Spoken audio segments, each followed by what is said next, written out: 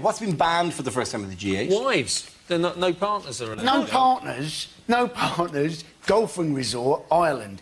It sounds more like a stag do than a summer.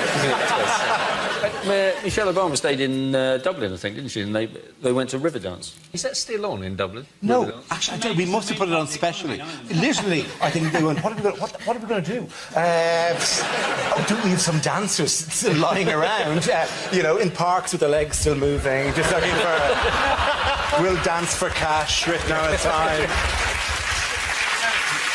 Really? The Obamas think that the reason that in Riverdance they only use the lower half of the body to dance with is because in Ireland all the arms have been decommissioned. I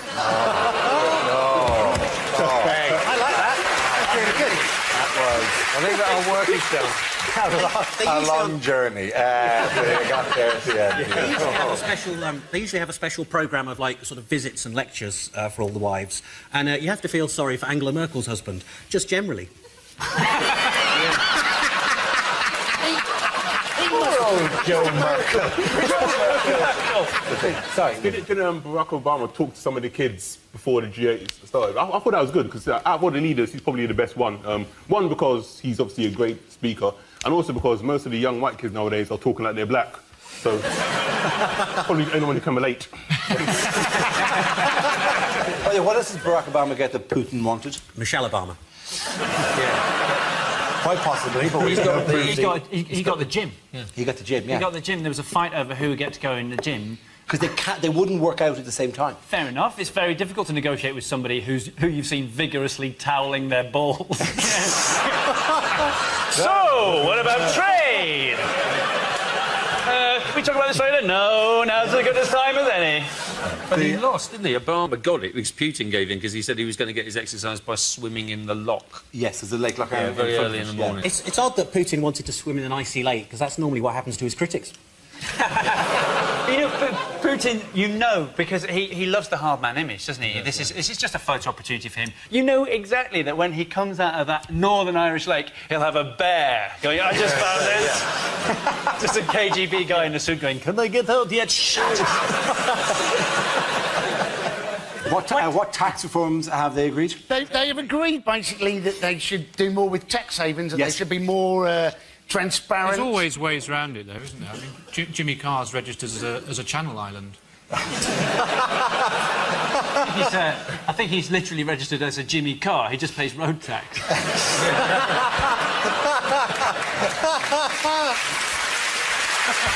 Cameron Smith spoke to things the other day about what he wanted to clamp down on. If for some reason it sang to me that he wanted to clamp down on secretive companies in secretive locations. And there's something about It's a perfume ad. It is, secretive companies in secretive locations. Your armpit. It's all this to do with avoid and evade nonsense, isn't it? Yeah. You can avoid tax, but you can't evade tax. Yeah, that's right, because avoidance is legal, whereas evasion is illegal. And if you are sent to jail for evasion, you will find out what it's like to have a loophole abused.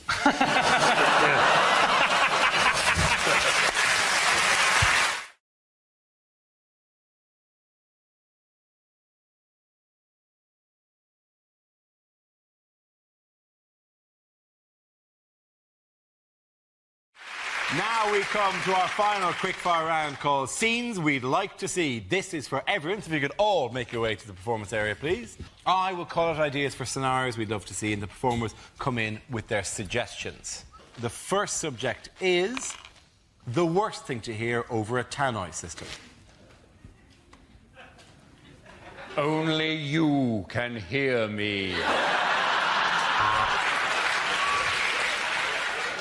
The train to Nottingham will arrive in 5 minutes, which is a pity because this is Tesco.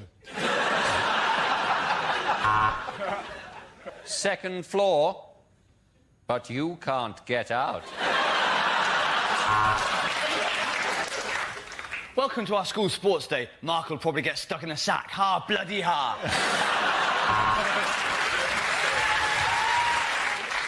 Can somebody come to the salami slicer, please?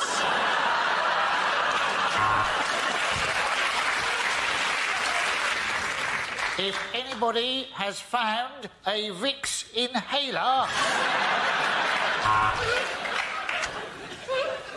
Ladies and gentlemen, we all know there will be a bomb on the tube, but will it be today?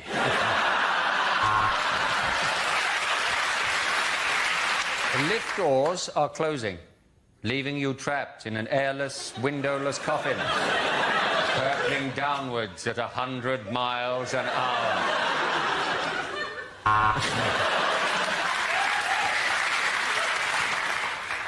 Would the parents of the child that fell into the tiger enclosure please come to lost property to collect her shoes?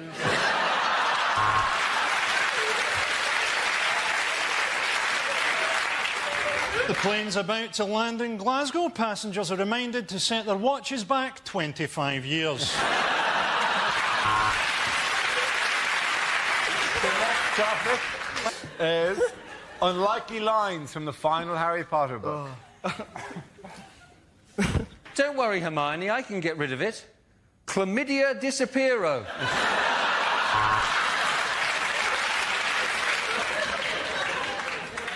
OK, Hermione, said Harry, unbuttoning his zip. I'll show you a really magic wand.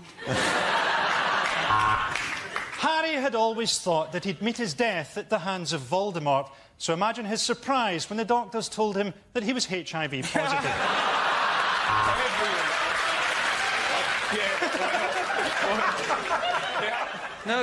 No, there is no post today, said Ron. The Owls are on a one-day strike over pay and conditions. Midway through the orgy, Ron winked at Harry. This is better than Quidditch, his eyes seemed to say. It was a magic mirror that showed the future, and in it, Harry seemed to be a 30-year-old actor appearing in something called The Bill. Get the snitch, said Harry. I'll tie him down and you can drill through his kneecaps. As the old man stood in front of him in his robes, clutching his wand, Harry regretted transferring to Catholic school.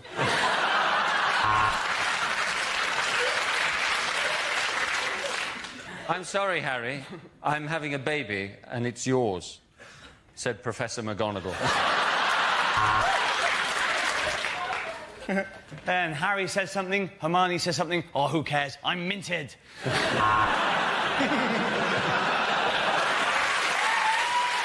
the end of that round, ladies and gentlemen, I have to give the points there to Frankie, Hugh and Mark.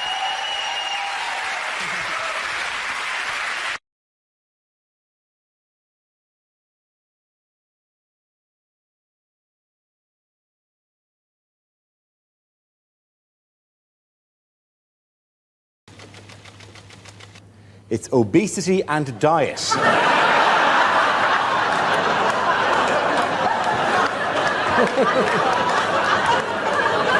Hugh, would you like to go first? Now, we've got a major problem with obesity. In a recent questionnaire, 11% of the population were overweight, 25% of the population were obese, and 33% of the population ate the bloody survey. But eating bad food goes right back to the Bible, doesn't it? That's why we stand no chance. In the Bible, you see, land of milk and honey, what's that? That should have been the land of low-fat yoghurt and a nice green salad. And as for the loaves and the fishes, what was he cooking? Cod in breadcrumbs. What chance do we have? Very good, Hugh. But on the topic of obesity and diet, to possibly win the round, Joe Brand. Any jokes on this?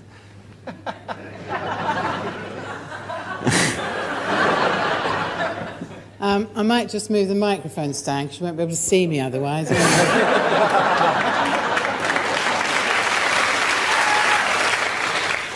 the thing is, I think fat people are an easy target, literally, obviously. And actually, you know, you might think I eat a lot, but I don't really. And what actually happened with me was I went on a pill when I was 16 and put on 4 stone, so that proved to be a very effective contraceptive, obviously. I think Joe has to be the winner there. Well done, Joe. Come on back over. All the points go to Joe, Rory and David.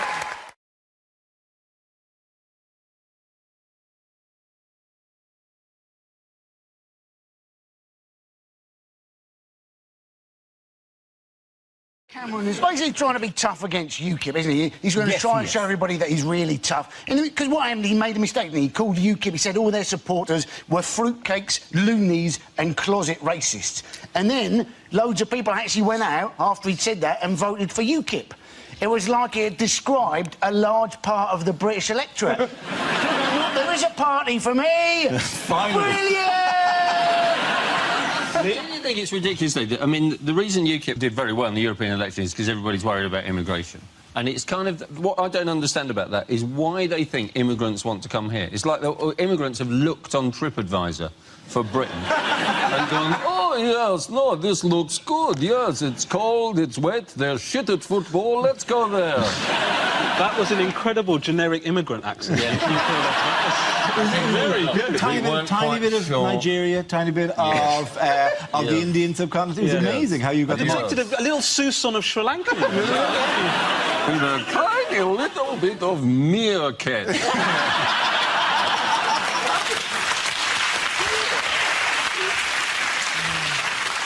In other news, what has David Cameron claimed he can't get on holiday? Oh, this is the idea that he can't actually get mobile phone reception when he's on holiday in Cornwall. Said that he couldn't actually hear President Obama on the phone once. And you're thinking, surely that's just Obama, isn't it? Going, oh, I can't be asked to speak to Cameron.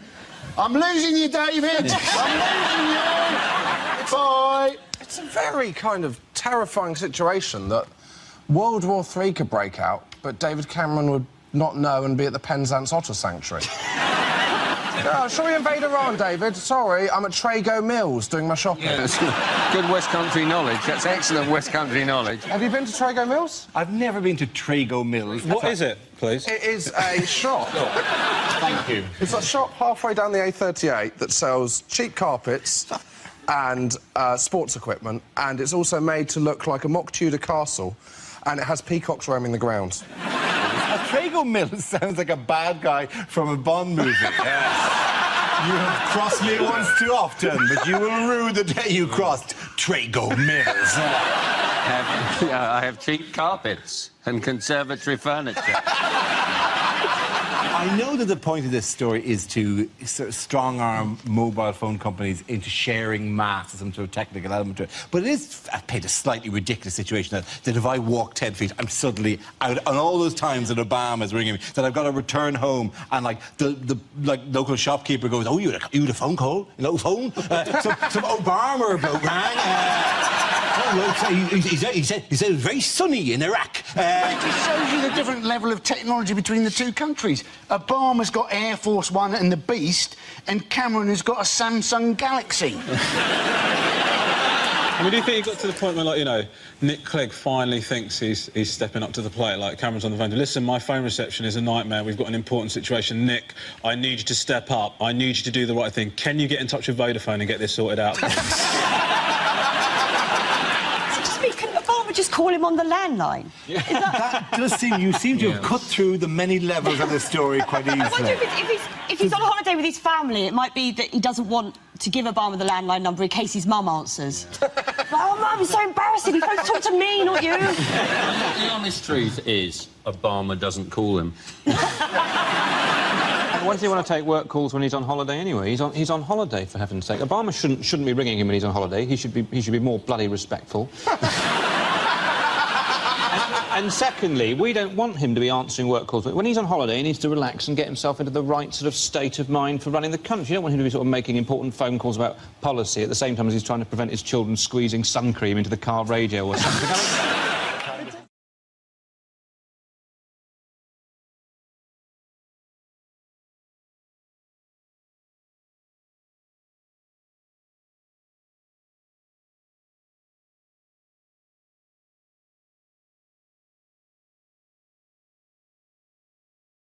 News of the King of Pop, the news of the King... You have heard this, I presume, somewhere. This is the news of the King of Pop. Michael Jackson is dead. The 50-year-old star died suddenly following a cardiac arrest and was just weeks away from his This Is It tour in London. His death has left millions of fans in mourning. One devastated fan said, "I was at Disneyland when I heard he died. I didn't want to believe it. It was only when Mickey Mouse confirmed it to me that I accepted it." You know how in the future everyone will say, "Oh, do you remember where you were when Michael Jackson died?" almost everybody will be able to answer, I was texting a joke about Michael Jackson. Even the doctor that was announcing that he died had a look across his face like, I've got one. He touched millions of fans. People are going to love this. But you could just, there was a bloke on the radio, I was listening on 5 Live or something, he said, brilliant, he said, I'm really glad that he didn't do those 50 nights at the O2 because I think they would have killed him. People reacted to his death very differently, didn't they? I mean, like Jermaine Jackson was on the news saying that he wished that he'd died instead. Do you see that? Yeah. And I reacted differently. I wished that he'd died as well. There are, now that he's dead, 13 singles in the top 40. So the Spice Girls, they know what they've got to do, don't they?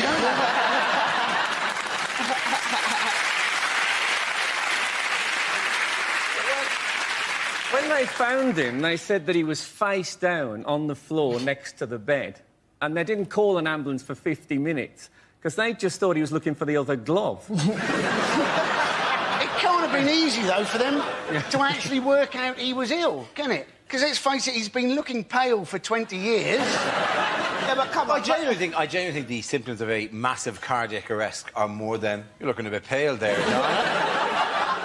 You seem to forget. We're forgetting, though, that the guy was a genius. Like, he wrote some of the best records of our generation. Thriller is still the best-selling album I think you'll of all find time. Glenn Miller wrote some of the best records of my generation. OK, of my generation. But, no, the guy was a genius. I mean, what black man can produce 3 white kids? It's amazing. Frankie's got a better chance of being their dad than Michael. You're right, though, Jim. If that is the case, they're in real trouble. Yeah. A choice between Michael and Frankie. Sorry, kids, a bit of a change of location for you. You're going to live with Uncle Frankie now. What, after staying with Michael Jackson? It's all got to be up from there, hasn't it? Do you know the weirdest thing about Michael Jackson? I didn't even know this. He was a Jehovah's Witness. That's like the least weird thing about him. I bet when he went to the Jehovah's Witness meetings, they pretended not to be in. Michael, turn the telly down. Although he did look like someone who wouldn't have a blood transfusion, didn't he? Well, I think people generally, because they loved his music so much, they were willing to forgive him what he got up to in his private life. So there's a lesson in there, isn't there? For Gary Glitter, write better songs. But the memorial had a huge number of stars. You know, Stevie Wonder, Mariah Carey, Lionel Richie. Oh, yeah, and the kids from Britain's Got Talent. I love it. They gave Stevie Wonder a seat in the front row. Wait, you've got to wait 10 minutes for him to walk all the way from the back of the theatre. Next up, Stevie Wonder. Come on, Stevie, we have it all day here, right? Stevie's like, I'll be with you in a minute. Weaving his way, like in the middle of the row. Sorry, excuse me, sorry, I'm on. Like... You know that they said they'd had thousands of volunteers to be pallbearers at Michael Jackson's funeral. I bet they did. Where were they when Barry White died? One of the best stories about this, I don't know if you read this, was that Bubbles has been banned from the funeral because he's too violent. That's a fantastic story, isn't it? But surely Michael Jackson's dad's going, who beat him up for 20 years, and yet a monkey who likes to throw his poo around a bit much. But they didn't even tell him because they didn't want to upset him. He's a monkey! As if he sat there going, no. You see, I thought... Banana! Num. When did we start telling pets? Somebody must have made the decision, like, Michael's dead, somebody better tell the tigers. Do you reckon they'll do that with David Blunkett? If he pegs it, someone better tell his dog. He's gone, David. No! I think the dog will sense the dead weight on the lead. Yeah.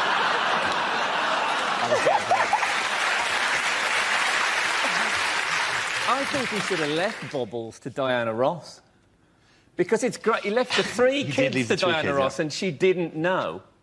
That's a... They're going to turn up and she's going to go, what is it, trick or treat? No, we always wear these. Right? He's left his kids to Diana Ross. She doesn't know. It's like, we should all do it. Let's all put that in our... Like, it's be like Rick rolling.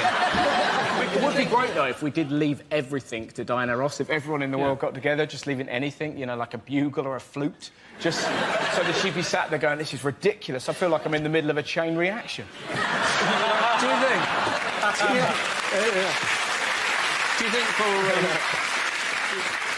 Do you think for parenting, if they're misbehaving, you should just go, stop, in the name of love? When I was, actually, seriously, when I was, like... I suppose when I was about 8 or 9, I was a massive Michael Jackson fan, and I wish I'd known at the time that I was his type. You know the conspiracy theory at the minute? There's a conspiracy theory already that Michael Jackson faked his own death. If he faked his death, where could he go in the world that he would blend in? Does Cornwall even have a police force? Isn't it odd that Michael Jackson's dancing deteriorated as he got whiter and whiter?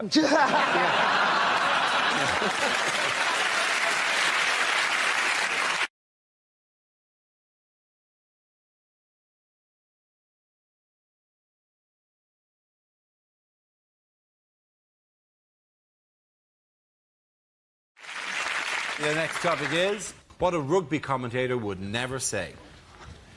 Oh, and he skipped through the defence, and that's lucky, because if these South Sea Islanders catch you, they eat you.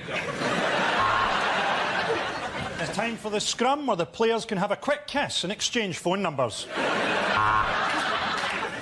And it's the coin toss, and Johnny Wilkinson has sprained his thumb. And that is a massive tackle. I wish mine was like that. Not everyone's been able to get tickets for this World Cup final, and we know a lot of you are watching at home. So hello to you, the England team. Oh, and it's bad news for New Zealand. Rugby doesn't matter.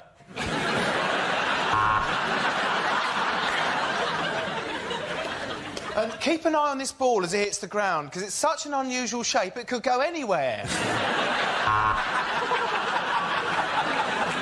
Seal it bang, seal it bang, kia ora, kia ora.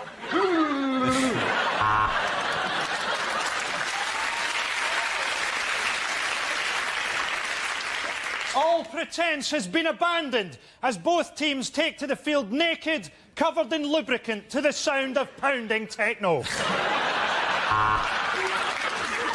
Thick, muscular necks, broken noses and powerful thighs. The rugby wives are minging.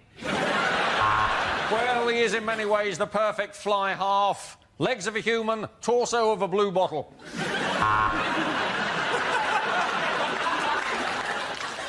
The South Africans there, passing to their one black player, Johnny Token.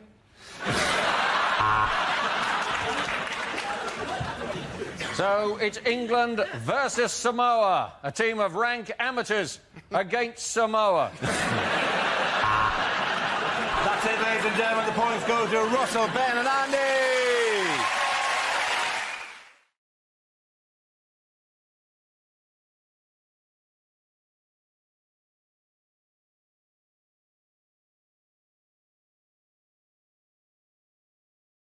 Now we play a round called Thief of Baghdad. This game involves Ed, Jack, Andy and Russell, so if you could make your way to the performance area, please. This is where we test our performers' stand-up skills. We spin our news generator. It settles on a topic and anyone can volunteer jokes about the chosen subject. The winners are the people I judge to produce the funniest stuff. OK, here we go. Let's spin the wheel. First subject is sleep. Ebra. Does anyone here sleep with someone who snores? Yes. Well, I envy you, because I lie awake next to someone who snores. My wife snores terribly, and part of what keeps me awake is lying there going, how do you sleep through this? I can't sleep through it, I'm only next to it. The noise is inside your head. And how come you can sleep through that? But the sound of me making a sandwich in our kitchen, that wakes you up. There is no way me making a sandwich makes more noise than you're making right now. She snores. So she said the cutest thing to me one time, though. She says, do I not sound like a kitten purring? Bless. No. You sound like a cat drowning in porridge. If I had a kitten made that noise, I'd put it down. Apparently she had her nose broken a couple of times when she was a kid. Didn't teach her, she's still bleeding snoring. Thank you very much, Ed. OK, let's spin the wheel again. Subject is health. Andy Parsons. With flu jabs now, what they do, don't they, is they put a little bit of flu into you to help you combat the flu. I was thinking by that argument, surely you should be able to have the odd cake to help you fight obesity. Because let's face it, you can do too much exercise, can't you? You know, did you see Madonna's arms? They didn't look right, did they? It's like half human, half Terminator. Of course, that's the problem when you're always picking up small African children going, no, no, no. Thank you very much, Andy. OK, the leads were Russell and Jack. Let's spin the wheel. The next subject is television. Who wants to come into that? Jack. I get very frustrated with pretty much everything on television. I find adverts at the moment particularly annoying, like the banking adverts, because they're trying to portray bankers as being nice people. Like, they've got this one at the moment for, like, a mobile bank that travels around the country, and you walk in and there's your friendly local bank manager acting like a hairdresser, like, nattering away. You know, you walk up to the till, it's like, oh, how was your holiday? I went camping. Oh, why did you go camping? Because you lost all of my money! Decided the only option I've got is just to not watch TV at all, because everything annoys me. And I've got quite a lot of people that pressure me into doing that as well. Like my dad, he's quite old-fashioned. He's always saying, you don't need to watch television. You should do other things, better things, more edifying things. Don't watch TV, Jack. You should read. Read the great novels. They're entertaining, they're educational. Even read the Bible. The Bible is engrossing. It's enthralling. The stories of Jesus, they're encapsulating, they're invigorating. I'm like, no, Dad. If I wanted to be entertained by 12 people sat round a table trying to impress some bearded Jewish know-it-all that thinks he's some kind of deity, I will watch The Apprentice. Thank you very much, Jack Whitehall. OK, Russell, let's see what you've been left with. Let's spin the wheel. That's fitness. Could have been camel toes. Now, I was in the gym the other day. I was in a locker room, and a 5-year-old boy ran in and jumped into a locker. Now, sometimes you know you're just going to have an incident, right? You could hear him in there giggling, and you knew what he was going to do. He was going to jump out and scare his mates, because his mates appeared seconds later, like, where's Stephen gone? Where's Stephen? He was there a minute ago. This is most irregular. And he waited, not for his mates, but for 3 huge naked men. It was fantastic. They were kind of walking past, and this little kid leapt at those men like a cat with rabies. It was incredible, right? Just from nowhere, the noise they made, I've never heard a noise like it. They sounded like a tugboat getting molested. It was like,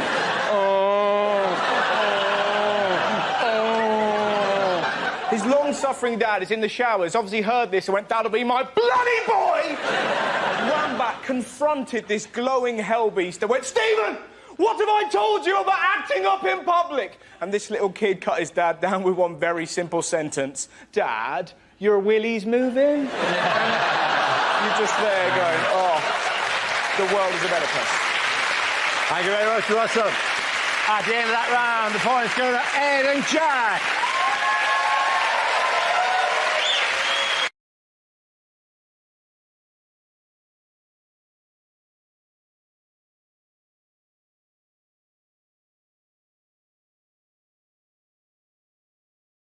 We play a round called hashtag Wheel of News, hashtag funny, hashtag lol. This game involves Rob, Sarah and Gary. See if you could make your way to the performance area, please. This round's a stand-up challenge. I launched a Wheel of News, and wherever it chooses to stop, one of our performers must step forward and talk about that subject. OK, here we go. Let's spin the wheel. The first topic is family. Who wants to come in on that? Rob. I went shopping with my nan the other day. She's a very straight-talker, man, very sort of south-east London. And we were doing the shops. I said, Nan, get yourself some trousers. They're on special. She went, nah, it's all right, son. Got enough to see me out. How depressing is that? Basing your fashion choices upon your lifespan. She don't care. She's quite modern. She's on the internet and stuff. She went, I saw you on YouTube last Tuesday. I was like, watch it when you want, Nan. It's not scheduled. And she... Oh, is that a weird fly? Oh. Oh, it's weird, wasn't it? Weird, why? It's me granddad having a go.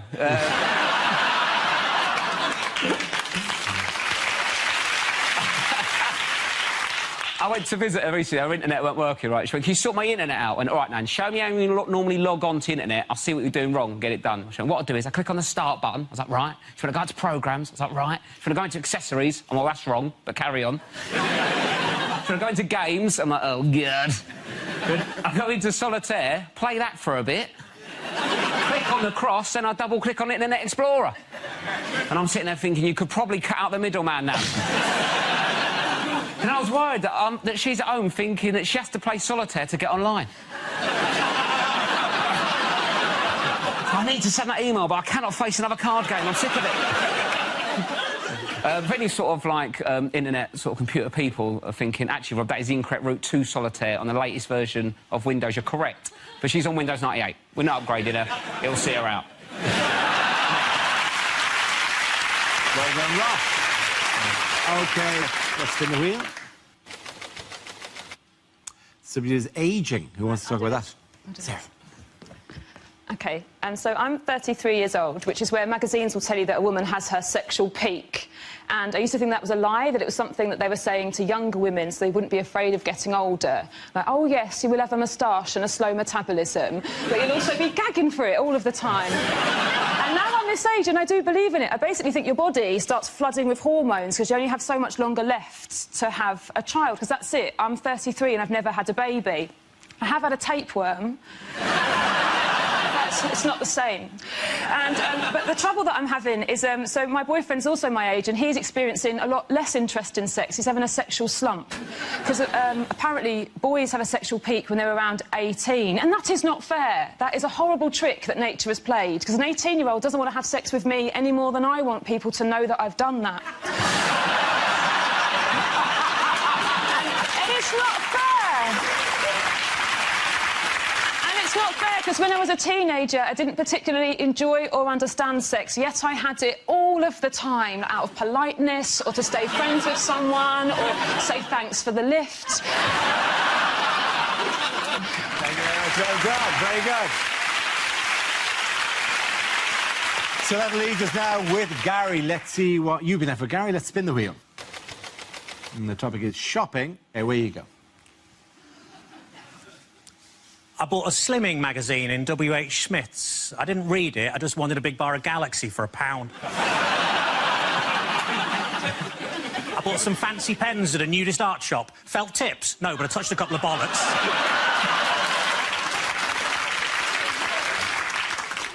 I was in a lingerie shop. I said, "Are these knickers satin?" He said, "No, they're new." I went to buy a Christmas tree. The guy said, "You're going to put it up yourself?" I said, "No, I was thinking the living room."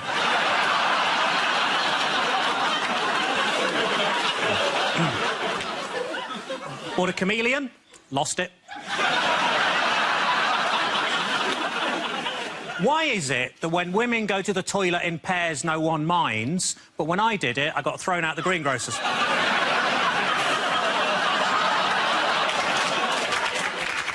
I got into a fight with my acupuncturist and stabbed him. He said he'd never felt better. According to the vet, my cat's in heat. I didn't even know she was famous. A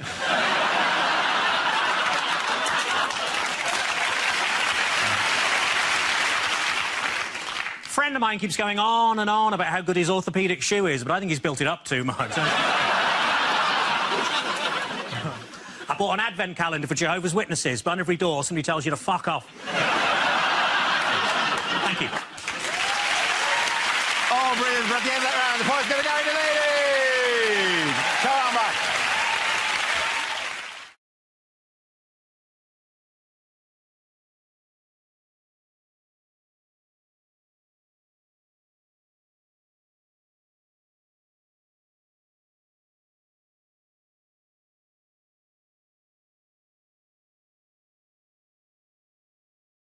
And it's food. Oh, OK. Oh, very similar topics. I once went to a buffet in Reading, and that's not even the joke. It was organised by a woman called Wendy, and it was so beige. It was so bland. It was like a buffet representation of Reading. I looked across this buffet, right? They put out sausage rolls, right? Sausage rolls, right? Where they just whipped off the cellophane and put the corrugated plastic straight down on the table.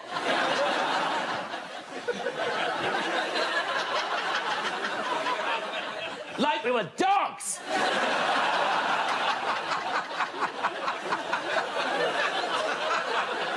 Then we had Scotch eggs, right? Scotch eggs cut into quarters. Apparently no one can eat a whole one. Then we had breadsticks displayed in a pint glass. I thought I was at a fucking UKIP rally.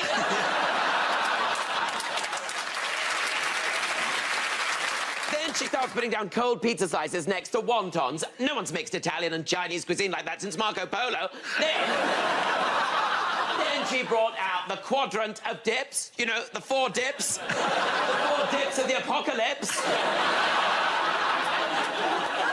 The white one, the other white one. Then there's a green one. What's that? Guacamole. Then there's a pink one. What's that made of? Sillet bang? I was just glad to have something made of some sort of colour. Anyway, it was a terrible buffet, but thank you very much, Wendy.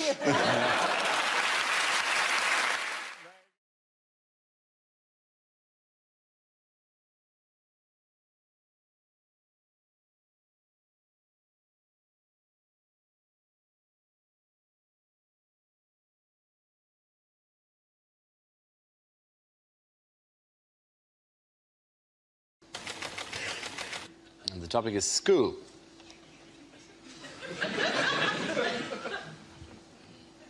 That last bloke was a bit weird, wasn't he?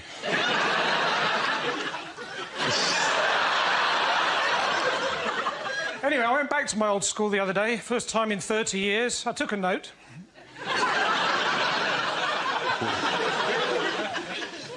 Teacher said, "So, Jones, what have you done with your life?" I said, "Oh, I'm just Britain's top Ofsted inspector." They were a lot nicer to me after that. I was there for the funeral of my old science teacher. They asked me to say a few words, so I did. Method. We put the coffin in the crematorium.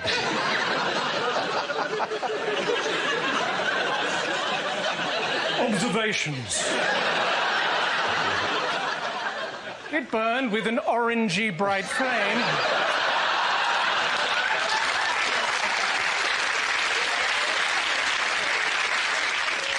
Conclusion. No more homework. Well done. Pointing out to the Mr. Jones. Very good. Mr. Back. Very good.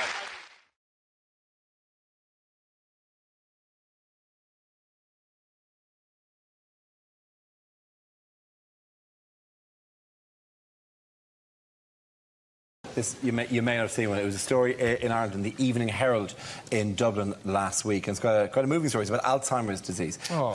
It was, yeah. And the story basically was being a big head may be good for you. Scientists found that large-headed individuals with Alzheimer's have better memory and thinking skills than sufferers with small heads. All of which is quite interesting. You see, the next paragraph I found difficult to take. People with larger than average heads, like comedian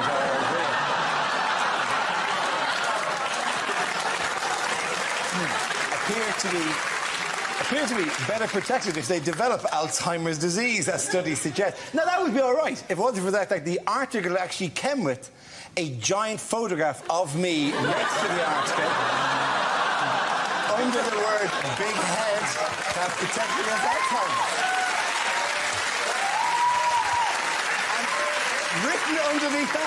Written underneath that was extra large, : report is good news for Dara O'Brien. No, it's not. It's not good news, because I suddenly realised I've got a big head, apparently. What do you mean you've suddenly realised? What do you mean you suddenly realised? Dara, protect us from the Alzheimer's. Back in Canada, I did some modelling. It was for medical, it was for penile dysfunction. It was a before and after picture.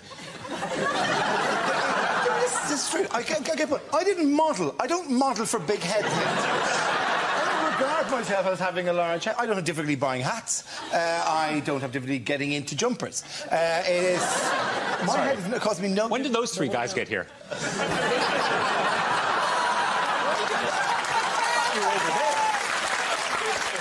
To be fair, a big head doesn't normally cause the owner a problem. It causes the owner's mother a problem. How does And you do look... Have you ever seen Dora? It's smaller than my hips, for God's sake. Your head is smaller than your hips. What kind of shape are you? You're a peanut. Shakira. Of course my head is smaller than my hips. Dora, but it's... Is Dora, your look head at me. not smaller than your hips? No! Dora, look at me. Oh, you're weird. Yeah. Look at me. I'm going to take you to a hall of mirrors and show you how you should look. It's been the kid from Mars. See, look at that. It's fine. Your head is absolutely enormous. In fact, on a normal-sized head, that would be a full head of hair. But the good thing is...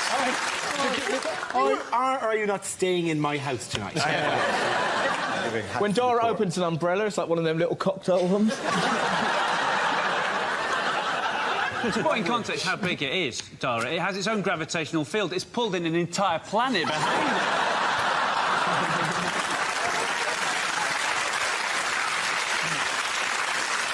This desk was straight when we started. I was expecting sympathy. That's why I introduced it.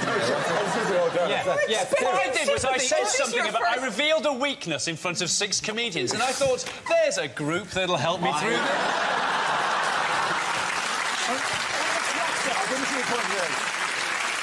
I think of you all as friends. I don't think of you as comedians.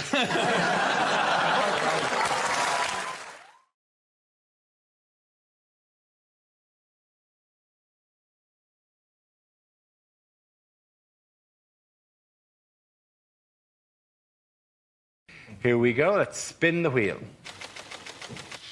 First topic is parenting. Who wants to come in on that? Andy Parsons. Getting quick. You may have seen that there was a woman gave birth recently who was 72 years old. That's not right, is it? You don't want to be a kid struggling to walk to find out your mum's in exactly the same state. But in this country, it's been more, isn't it? The young people who've been giving birth. Alfie Patton, supposedly a dad at 13 years old. And then they were saying, oh, no, he's not the dad, some people. I don't know what's going to happen to Alfie now. Maybe he's going to have to join Fathers for Justice. Hey, he's probably got a superhero costume, hasn't he? Thank you very much, Andy. OK, let's spin the wheel again. OK, the topic is human behaviour. Some things you can't help doing. Do you find this? Like, if you get a cold can of Diet Coke, it's not enough for you to go, that is freezing. You have to find somebody you love and put it on their face. You can't... You don't do that with any other food. This soup's boiling in your eyes, but for some reason you become a fizzy torch. All right, Mum, Fanta to the knee! We're all fairly peculiar. Sometimes you think weird thoughts. I was in Tesco the other day. I was offered a bag for life, and I found myself going, I can't commit to that. You know? I don't know what bags are going to be like in the future. I feel like a tool if I got a plastic one in 2024. People go, I've got a new bag. It packs itself and speaks Spanish. Piece of shit. What can you do? I can suffocate a child. That's all you're good for. He can speak Spanish. I can hurt your hands on long journeys. Well done, Ross up.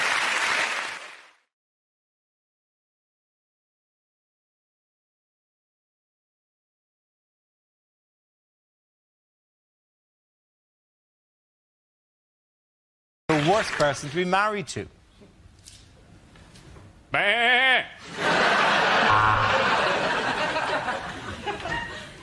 I love you lots. Oh, let's see what Mr. Tiddles thinks of you.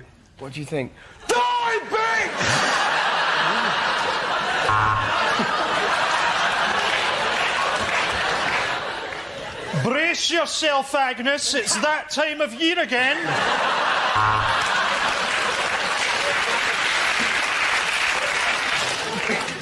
I brought home a video to turn us on. It's Fred Dibner's Age of Steam. Of course we're going to go out tonight. It's Hitler's birthday.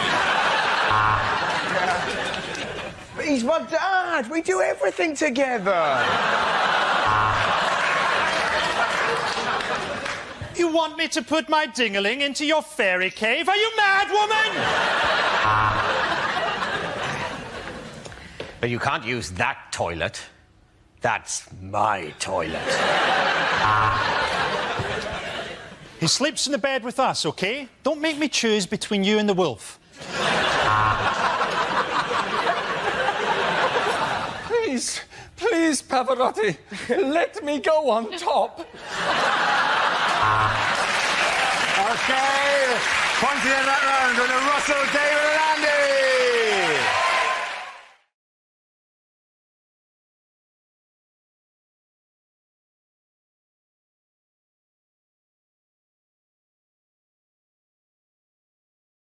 The answer is 600 metres. What is the question? Is it, if Kelvin Mackenzie was to do a bungee jump from a height of 500 metres, what length rope should he be given? Is it, in fact, what head start would I need if I was competing against Usain Bolt in the 100 metres? Is it simpler than that? Is it how big are some trees, Dara? No trees are 600 metres. Is it, in fact, the distance that they were taking shots of Kate topless? That is absolutely right. Thank you very, very much, Andy. Yes, the question I was looking for was, from what approximate distance did a photographer take pictures of the Duchess of Cambridge sunbathing topless? This is the news that the Duke and Duchess of Cambridge have taken legal action against French magazine Closer, which has printed topless photographs of Kate. It's called, I don't know, the French call it Closer for some reason. We have a French woman working the show, and I'm going, sure, it's Closet. She goes, no, Closer. A French court has blocked future publication of the pictures in France, but they've already been published in Italy and Ireland. There's loads of royals who've been snapped naked, haven't they? Obviously Harry, you know, now Kate, then we had Andrew before that, Charles before that, Countess of Wessex. I mean, there have been, in fact, so many of them, I think they should persuade a few more of them to do it, and then they could release a charity calendar. The thing is, isn't it? It is terrible, it's unjustifiable, it's immoral, but I quite want to see the pictures. Are you saying you haven't seen them yet? I haven't. I've seen fuzzy versions of them on the... I think they're all fuzzy. Pictures were taken from the Hubble telescope. You were from the Hubble telescope.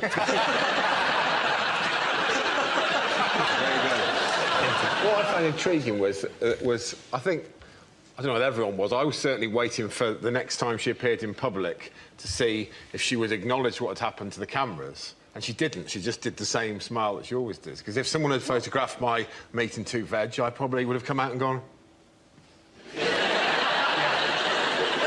I think the whole thing is just making a mountain out of two molehills. That's a good point. I'd probably be better, I think, the BBC preferred if we didn't descend into judging the woman's breasts. That would be the incorrect direction. I think she's annoyed because, and every woman's had this on holiday, because I've looked at the photos, and they're at that awkward angle. When you're topless, you've got to stay at a certain position or it's not attractive, and she's in that reaching for the sun cream position. That's what she's annoyed about. You know, we've all got those photos, like my Uncle Terry, where he popped out of his shorts. But do you think... I didn't see that edition of Closer. Joe's Uncle Terry pops out of the shops and his shorts. Do you think she's genuinely worried about it, though? Don't you think there's just one tiny... Well, do you think there's just one tiny bit of her that's thinking, yeah, where's my sister's arse now, then, eh?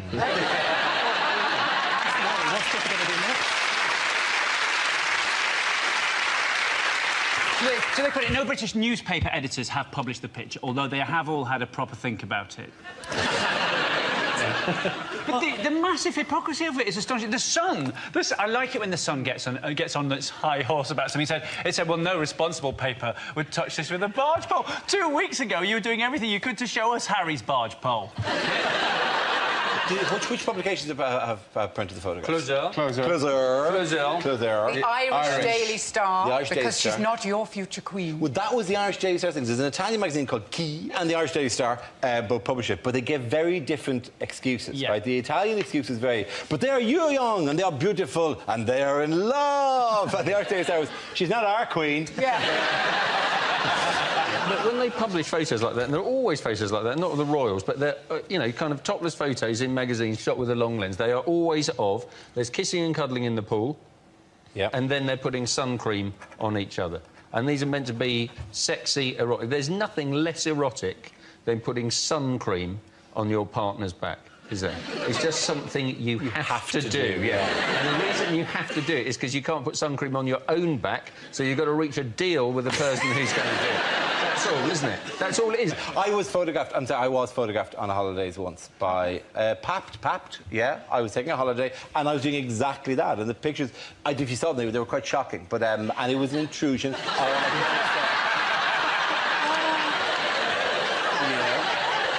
wasn't on holiday, was it, Dara? No, there was no holiday. It was in our house, wasn't it, Dara? Where do we get the least erotic thing I've ever seen? Where does a guy in the office find the source photograph? I believe he has your laptop. Yes.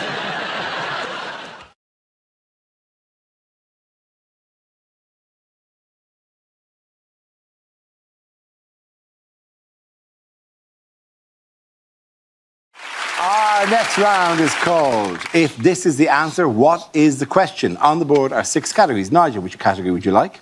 I'll take sport. OK, cool. Sport. The topic is sport. The answer is 12.8 million. What is the question? Is it the average size of an Asian family? Is it, now he's PM, how much would Boris Johnson fetch if he was sold to a stud farm? Is it how much Dara Rian should be paid for hosting Mock the Week? No, stop. I couldn't take that kind of pay cut.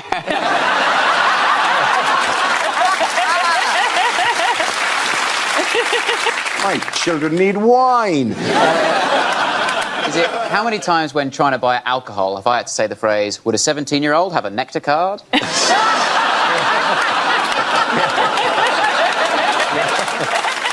Is it how many years has the last 3 years felt like? Is it, if Amazon made 12.8 million, how much would they have left after they'd paid their tax? Is it what does Kim Jong-un's heart rate leap to if he senses biscuits?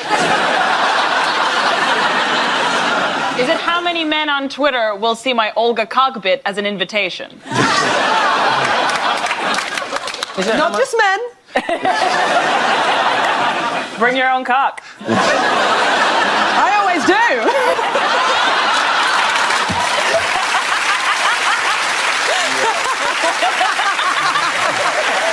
It's funny when she brings a cock. Yes, I bring the place I brought my cock and didn't get a laugh at all. All right, what is the actual question? Is it how much does Lewis Hamilton claim back in petrol receipts at the end of a Formula 1? Is it how many people watch the rugby? Absolutely right. Thank you very much, Julie. Very good. Yes, the question I was looking for was how many people watched England in the Rugby World Cup final, which they lost. This is the news that on Saturday, 12.8 million people tuned in to see South Africa defeat England in Yokohama. Did you watch the final? Yes? Yeah, although, you know, it was difficult, wasn't it? It was England against South Africa, the Rainbow Nation. I haven't watched a lot of rugby. Where was Zippy and Bungle? He could put the rugby ball in his mouth and zip it up and run. Wait, sorry, South Africa won the Rugby World Cup? Yes, it did. According to Russian television, we won 61-0. The thing is that it's just like watching the way they spoke after all the players spoke after it. It's so different. There's such a different level of how eloquent they are. The rugby players after it are just like, we were powered by the gust of 1,000 winds. We took heed. A nation behind us. We took heed and we battled. You ask a footballer, a footballer could have won the World Cup. And you go, how did you think that went? And they go, yeah, well, basically, we just put our circle in that rectangle more than the foreigners. Be like, eh?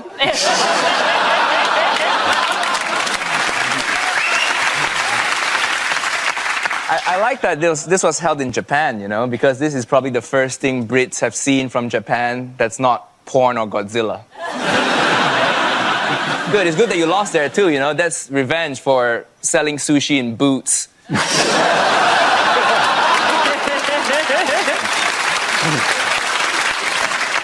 Are you saying that the sushi in Boots isn't very good? The thing is, if you're buying sushi, but you can also see tights, that's when you know it's not good. Yeah, condoms, lube, sushi. Yeah. Is that why you want to get it? Well, maybe.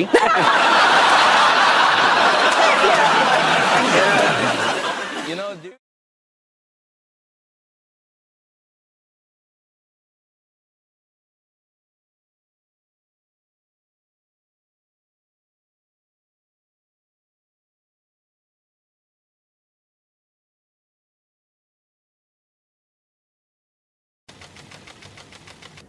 The next topic is charity. Joe, you going for that? All this talk of famine makes you a bit peckish, doesn't it?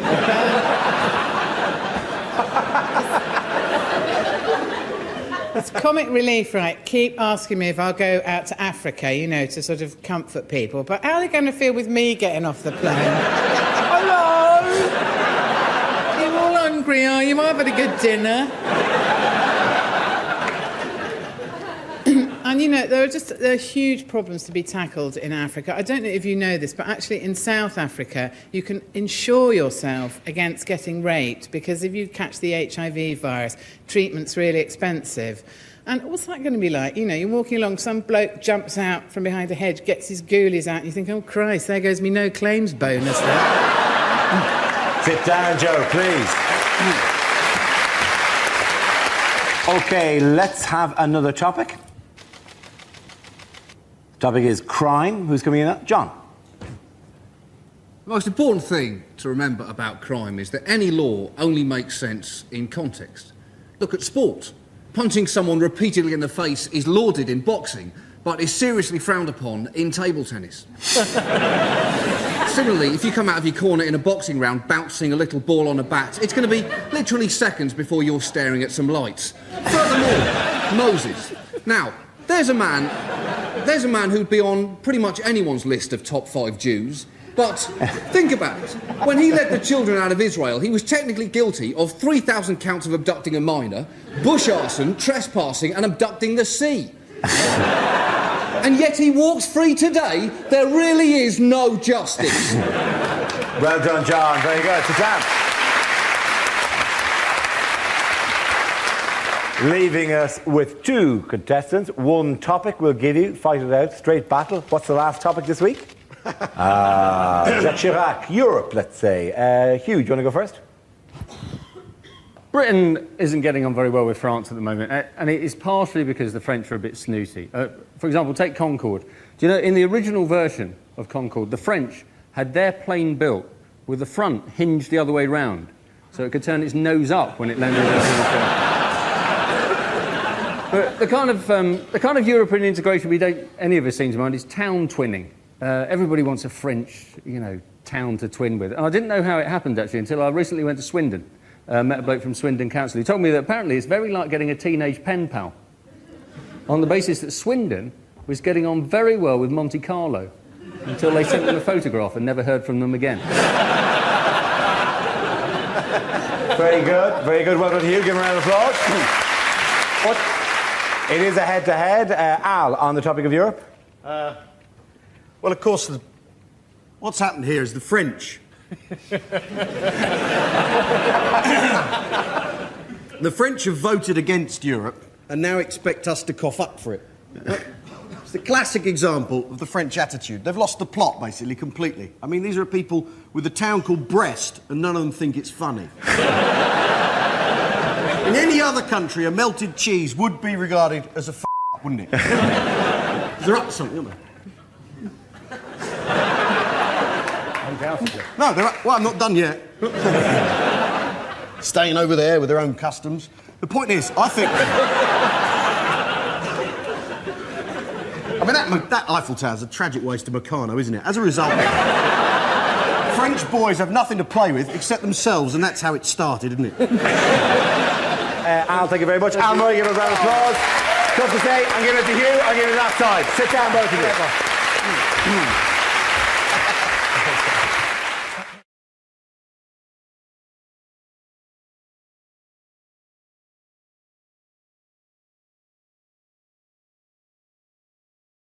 What has the Tory-controlled council in Barnet announced recently. Oh, yes. Basically, that Barnet Council have said that they want to try and streamline their services like a budget airline. And you think, well, that's a stupid idea, isn't it? Because let's face it, budget airlines most people regard as crap. You can basically, you go on Ryanair now, you're supposed to have to pay £1, aren't you, for the toilet. And you're thinking often you've only spent £1 for the actual flight itself. You'll be there having a dump thinking, this better be a good one. I could have got a return ticket for this. You'd sort of be weighing it up, wouldn't you? Going, is this one worth £1? To be honest, this feels like it's going to do 20 quid's worth of damage. Let's go. The Tories, for being a market party, have never understood the market. So they think if something's successful and sells well, people love it. You know, they tolerate things. You know, I shit 3 times a day. I don't love it. And we all have it. You know that's too many. That's too often. I've been to Barnet. Of all the places, like, if you're going to do a no-frills government, at least do it somewhere that had frills in the first place. I mean, taking frills out of Barnet is like taking the charisma out of Milton Keynes. I agree. I grew up in Barnet. Council has frills, do they? No. I mean, street cleaning in Glasgow involves sprinkling gravy granules in front of a homeless guy on a leash.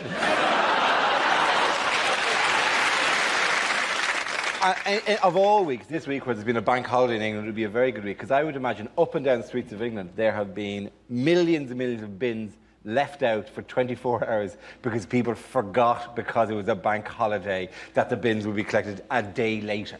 I know if you drove to any street at night, there are loads of bins out that people forgot, because we're stupid, and frankly, we pay money so that you'll do it, so that I don't have to worry about that, and the bin fairies will come along and make the rubbish go away. Can I check something? Are you only supposed to put your bins out, what, on a certain day or something? Yeah, that is the way it works.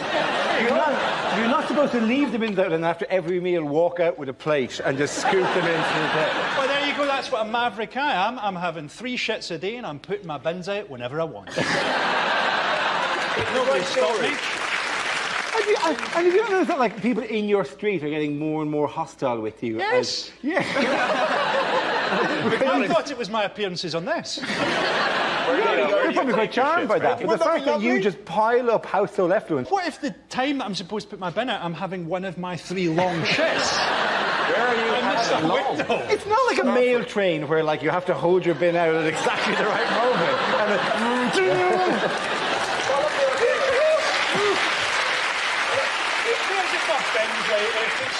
There's nothing in there that's of any use to anybody. It's not the utility of your rubbish. You two simmer down. Look at this.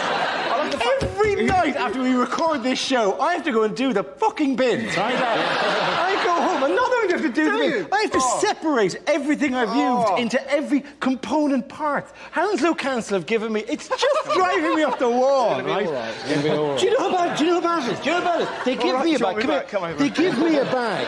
Every 2 weeks, I have to fill a bag with garden waste. Oh, my God. I have to go to parks and collect leaves and put it in the bag.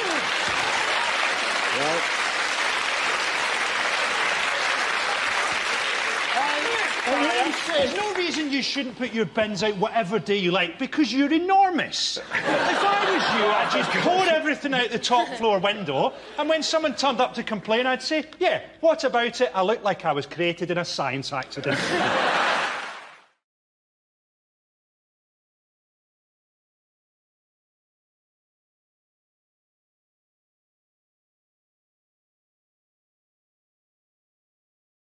They've given the Spanish banks €100 billion. I don't think you should be giving Spanish banks €100 billion. Not given the number of British bank robbers currently living in Spain. It's not going to arrive in one van. A lot of it's going to a bank called Bankia, isn't there? It sounds like a bank from a children's programme, doesn't it? It is difficult to take the economies of countries seriously where the word bank is written as banco. It is generally easier to think that they probably don't do it. Hey, Benvenidos, el banco! Banco. This accent's all right, is it, Doug?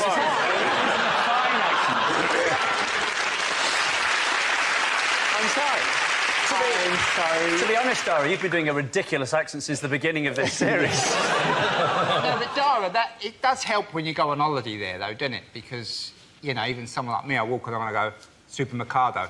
I reckon that's a supermarket. Banco, that'll be the bank. Baro, bar.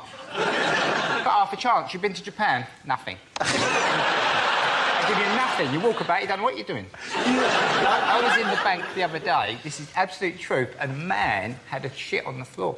It was the most shocking thing I've ever seen in my life. He just shook it out That is one hell of a deposit that he has made that.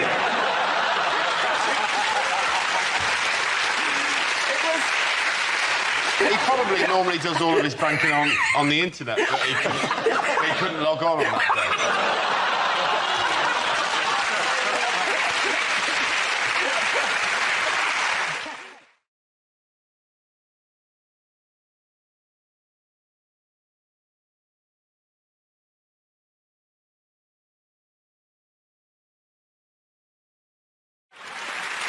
OK, now we play a game called What on Earth? I show the panel a topical image from somewhere in the world and ask them to tell me what's happening. So, teens, what on earth is this? This is actually what goes on inside crackers. Is this a photo of the sperm in Santa's testicles? Maybe it's a picture of us in 30 years' time. Oh, God, Yeah, but for the still in grace of show God. business. This is a convention of professional Father Christmases in America held recently. The Amalgamated Order of Real Bearded Santas have fallen out with members of other groups, such as the Red Suit Society, over accusations of unethical behaviour and unfair booking fees. You've got to think about the commitment that it takes. Look at those men. This is not a 1 month a year thing. This is 12 months a year. They look like arseholes. They don't always dress like that, but they do always have that beard. What would you do? What would you do if someone turned up in your house, right, in your bedroom, dressed as Santa Claus? At this age? Yeah. Would you take the risk that maybe this is Santa? Or would you beat him to death? Perhaps killing Santa? Personally, I would hedge my bets and make love to him. Well, while you're doing that, be sure to give the beard a good yank. So at least you'll know if he's in the proper amalgamated order. Surely you could question him. Surely there's something between killing him and making love to him. Surely there's some other path you can I take. think I've bisected it directly. What an amazing Crime Watch reconstruction that would be as well. Just a blacked out Santa. I was only trying to give him presents. By the way, there is genuinely, I mean, they've fallen out. There's a unionised group of Santas who've fallen out with another unionised, and they're taking court cases against each other. There's threats against each other. Well, of course they're fighting, because there can only be one real Santa. Naturally, they're not going to get along. What is particularly good is that one union of Santa Claus doesn't believe in the existence of the other union of Santa Claus. What if you let him go? What if you let him go? You accepted his story that he was Santa Claus. Oh, he's still in your room. Surely the next step for that Santa is going to be him at the next house weeping on the floor. It's what happened, Santa? No, there is. It is. It's just the hideous commercialisation of it all. I was in my local Tesco's. It was September, and they were selling Christmas stuff. September, they were selling Christmas cake, Christmas pudding, and mince pies. And I swear this is true. Mince pies with a best before date of November the 12th. Now, explain that one. Oh, we can have a mince pie any day of the year. You only have them at Christmas, and you don't even like them then. In the same shop, you know what was really sad? They were selling single slices of Christmas cake. Well done on awing. That is the most depressing side. Not even 2 slices, maybe for a couple, couldn't be arsed making a cake. No, 1 slice for you and your no pals. That is miserable. See, image of some guy going, I'll have that after me Bernard Matthews turkey drummer. Standing on one end of a Christmas cracker.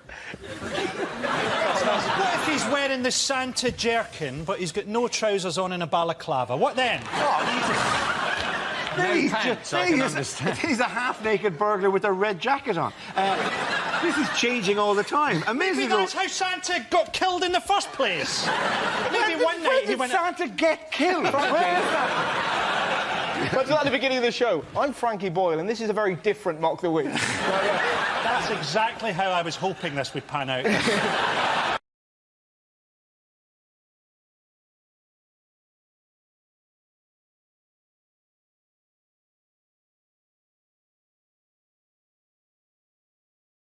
Now we come to our final quickfire round called Scenes We'd Like to See. This is for everyone, so if you could make your way to the performance area, please. I caught ideas for scenarios we'd love to see, and the performers come in with their suggestions. OK, here we go. The first subject is unlikely lines from a thriller. Michael, Peter, David, Vladimir, I think we may have a spy in the organisation. Give me the pentagon, then the triangle, and then the square.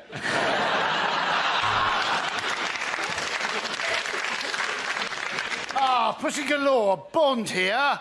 I've been told by my doctor that I need to contact all previous partners. The owner of this motel dresses up as his mother and stabs people.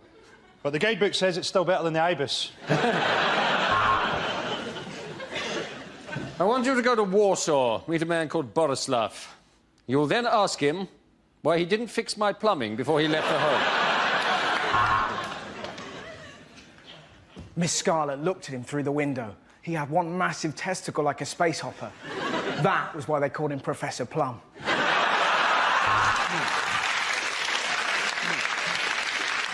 This is no ordinary pen, Bond. Turn it upside down, the woman's clothes drop off, and you can see her pins. Red or green, which do I cut? Come on, they're only peppers. How long is this salad going to take? We need to find the third man. There's no way Amanda Holden will shag just two of us. Here's Simon. The Orient Express has been cancelled. However, there was a murder on the temporary Orient replacement bus. I have amnesia. The tattoos on my body will tell me what happened. Dara was here.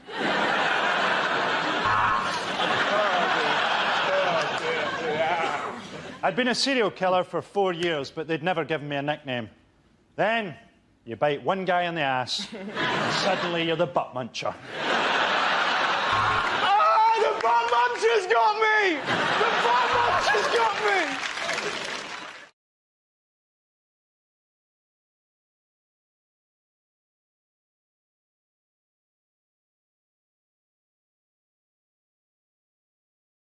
I think is, actually we should be talking about immigration now, because it's a good thing that he's put it on the table, because, a lot of Europeans are coming into the country and taking jobs that my parents worked so hard to steal in the 70s.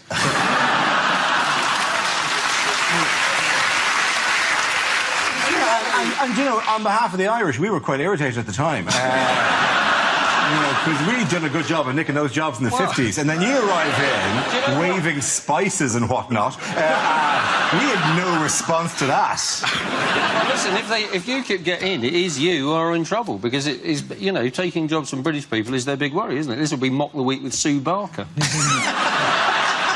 She's the natural second choice. When I finally get deported, Sue Barker's will be stepping into all my jobs. Yeah. I think you'll find, though, it was the spices from the East and the Irish cuisine that joined together to form the potato wedge. Beautiful thing. Nigel Farage, he said there was going to be a flood of Bulgarians and Romanians coming over on New Year's Day. Turns out there are now, in fact, 4,000 less Bulgarians and Romanians in the country now than there were last year. So obviously the Bulgarians and Romanians who were in the country suddenly heard that all these other Bulgarians and Romanians were coming to Britain, and they thought, well, that's why I left the country in the first place. It works both ways, though. It works both ways, and the British are even sneakier at getting into countries. I keep having British children. They sneak in through my body, and then they talk like this way, and they love queuing, and they eat beans and toast. I don't know where they're coming from. I think you need to address your open door policy there.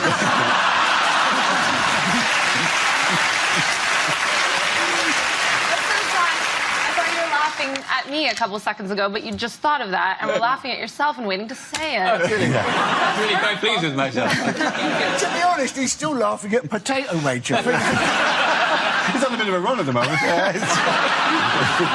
When Farage made these racist comments about Romanians on LBC, he blamed the fact that he was tired. And you're thinking, well, if tiredness is an excuse for racism, the Metropolitan Police must be bloody knackered, mustn't they? The other one he said was he felt uncomfortable on train. You get on a train out of London and he would hear foreign languages being spoken. And you kind of go, if you're in the train out of London and the ticket officer came on and suddenly started going, Verkarten bitte! Wo ist deine Papieren? Wo ist deine Papieren? You would wake up and go, it was all a dream! We didn't win the war! Oh, no! Was that just an excuse to show off your variety of accents? I have lots of accents. It's very, very good. Maybe you'd like to hear my Spanish accent. Hola, ¿qué tal? It's quite beautiful. It's very good. The issue that I have is that, you know, UKIP sort of attracting votes from sort of the elderly, you know, that this is sort of who are increasingly supporting them. And the thing is that you get worried because you think, well, I've sort of had more racist experiences from elderly people and you can sort of understand how this comes about. But I actually think that elderly people should just be allowed to be racist because, like, they've got enough shit going on in their lives, like, without having to re-educate themselves. Do you know what I mean? Like, I've pissed myself, I've got 2 false hips, and now I can't say darky. Like, it's... I'm quite happy to make him feel comfortable, bump into an elderly person, just give him the old wobble head to make him feel all right.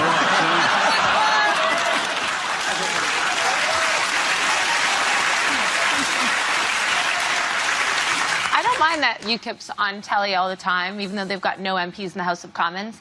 Because, Dara, you've got no MPs in the House of Commons and you're on telly all the time. All right. But I have an inclusive manifesto.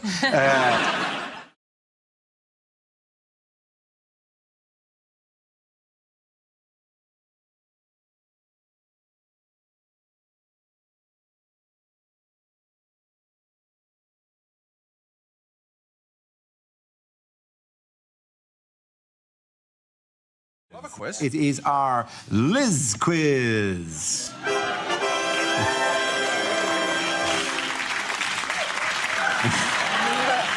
Obviously, we'd like the expense that has been spent on that. I really want to thank you for coming in and recording that little wave.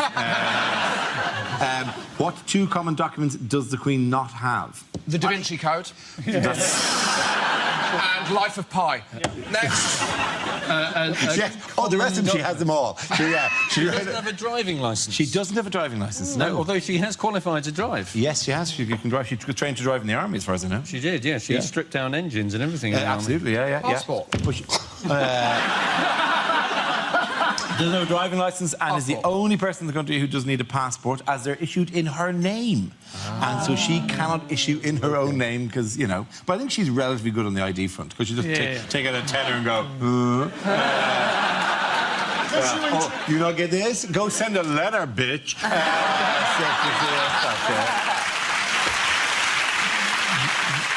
What did the Queen invent with a dachshund and a corgi? A dorgie. Yes! Is it? Yes, it I was is. joking. She invented a breed of dog called the Dorgie.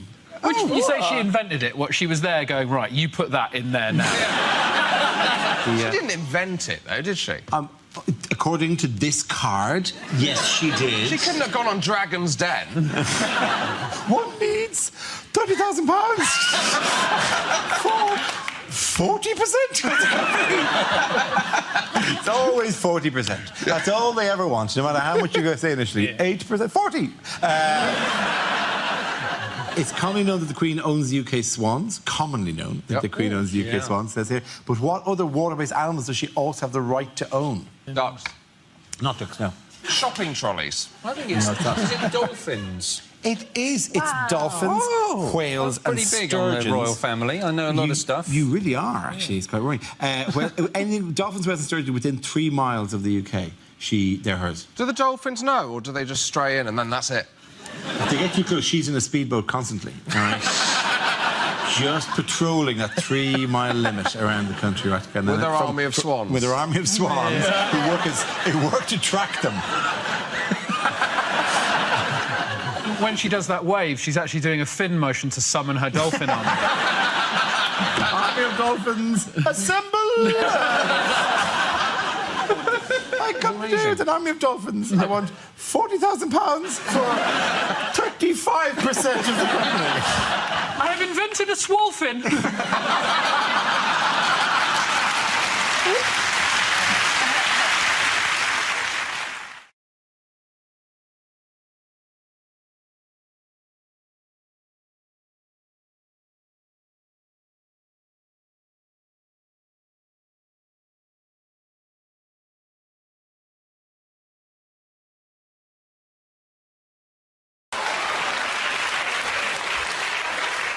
The next topic is things that would change the atmosphere at a dinner party.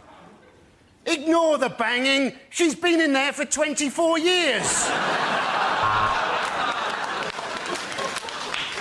Help yourself to Nibbles. He was our favourite hamster, but it's what he would have wanted. Are you sure this is pork? It's just because Mike Crackling has a tattoo. Don't worry, we don't say grace. We just sacrifice a child to the great god Imhotep. Doorbell! Excellent. That'll be Heather Mills and James Blunt. Hope he's brought his guitar. I hope nobody's allergic to nuts, because I like to rest mine on the table. Well, this is absolutely lovely. I say we all raise a glass to the Fuhrer!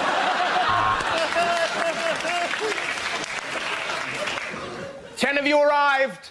Only one will leave. Anyway, long story short, after about 2 hours, you couldn't tell what was poo and what was chocolate.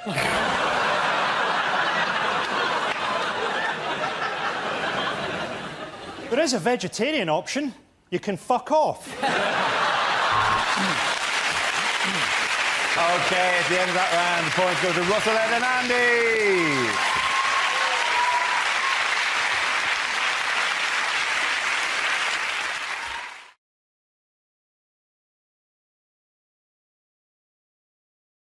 Now we play a round called Can You Smell What the Mock is Cooking? This game involves Josh and Milton, so if you could make your way to the performance area, please. This round is our stand-up challenge. I launch the wheel of news, and wherever it chooses to stop, one of our performers must step forward and talk about that subject. The winner is whoever I think is the funniest. OK, let's go. Let's spin the wheel. First topic is childhood. Who wants to come in on that? Josh. I grew up in a small village in Devon. Which was as fun as it sounds. Very little happened. To give you an idea, the most exciting thing that happened in my village was when I was 7, for a brief period, there was a bull in a field. And I was terrified of this bull. I used to walk past my dad and go, oh, don't worry about that. He's more scared of you than you are of him. And I used to think, no, he isn't, mate. Bonfire night was the worst, though, because the build-up to bonfire night was just warnings about the way it was going to go wrong. They go, oh, bonfire night's coming up. You're either going to get burnt with a sparkler or hit with a firework. My favourite was on Blue Peter every year. They'd have the same warning that applied to no one in Britain every year. They go, oh, bonfire night's coming up, and if you do own a pet tortoise... Well, and they go, if you do own a pet tortoise and it's hibernating in a box, do be careful to not absent-mindedly throw that box onto the fire. I don't know how unlikely that scenario is. So I know no one who owns a pet tortoise. Secondly, how unruly is your bonfire night getting? You go, yeah, just chuck everything on, yeah. Yeah, Guy Fawkes with a shit, show him what I think of him. Go into my houses, get my boxes, don't look in them, throw them on the fire. I don't care that the contents is snoring, throw it on, I told you. 2 months later, you walk around your house going, where the hell is Sheldon? The warnings there were wrong. The warning on sparklers, it'll burn your hands. That happened to no one. The warning on sparklers should be, if you're planning using a sparkler, do be aware you will do the same 3 shapes you did every other year. Zigzags, circles. Go on then, I'll write my own name. That is it every year. We used to have those home fireworks displays when they'd be terrifying. Most people were interested in health and safety. My dad didn't bother with that. He'd just go, well, you know, we've got 6 fireworks, the cat's got 9 lives, we're going to be fine. Be firing off fireworks towards the village like we declared war, and then the whole thing would climax with a Catherine wheel nailed to a gate failing to go off. My dad creeping up on it, us going, Dad, you're not meant to go back to a lit firework. Him going, don't worry about that, it's more scared of me than I am of it, it'll be fine. Thank you very much, Josh Whittaker. OK, so Milton is left. Let's see what topic he has. Let's spin the wheel. And the topic is travel. Where you go? Strange things do happen. Once, I saw a little green man, and I walked towards him, and he just disappeared, and then I got run over.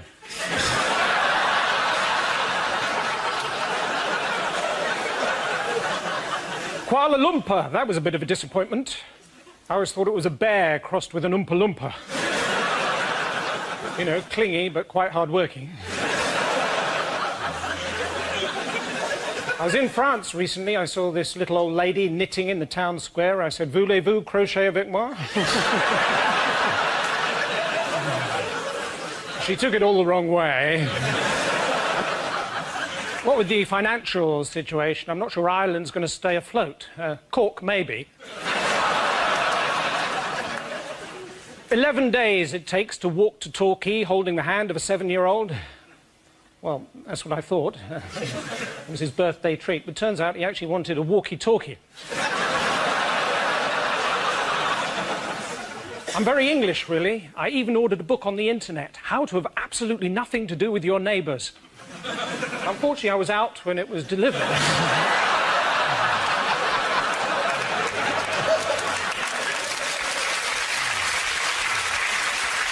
Well done. Thank you very much. Points there. Go to Milton. Come on back.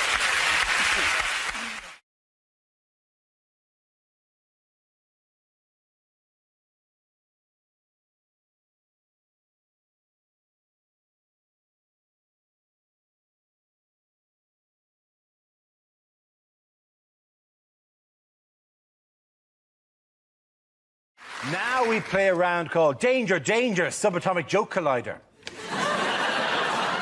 This game involves Michael, Andy, Frankie and Russell, so if you could make your way to the performance area, please. This is where we test our performers' stand-up skills. We spin our news generator, it settles on a topic, and anyone can volunteer jokes about the chosen subject. The winner of the team I judge to produce the funniest stuff. OK, here we go. Let's spin the wheel. The first subject is television. Who wants to come in on that? Frankie! It's so patronising, television, isn't it? I saw a show the other day, and it was like how to sell your house kind of thing. And it said, if someone's coming round to view the house, remember to open your curtains and tidy up. Oh, thanks for that. I'd been planning on redecorating using diarrhoea pills and stencils, then shaving the word welcome into my dog's back. I saw a show for the first time the other day, You Are What You Eat, where a woman gets a trestle table of food in front of a fat person, and they have to pretend to feel guilty as she shows them their dream buffet. Oh, this is terrible. Could you give me 5 minutes on my own here? You've got to be careful what you say on telly. I did a cookery show, and it was 10 in the morning, and it was live, and it was the day of the Glasgow airport attack. And the presenter said, oh, you do topical stuff, don't you? And I said, yeah, like today, we don't know if that was terrorists or just Richard Hammond turning up late for check-in. You don't want to have to whisk eggs for 20 minutes while a studio full of people hate you.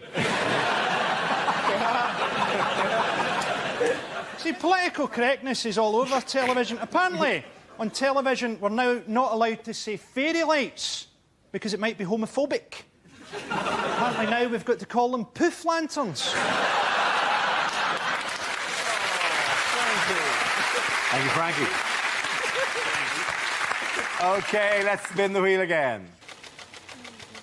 The subject is modern living. Who wants to come in on that? Andy Parsons. Now, apparently at the next election, we're all going to be able to vote by text. Now, I can see that going tits up, particularly with predictive text. People voting for New Labrador, the Conservatory and the literal demagogues. And I've got to be honest, I am no fan of mobile phones, particularly because you can no longer, can you, call a wrong number. Call a wrong number, don't you? Half an hour late, you get a call back. I believe you just called me. I got a wrong number. No, Sonny Jim, what was it you wanted to say? Well, at that point, I like to go, brilliant. I get to make a dirty phone call, but they've had to bloody pay for it.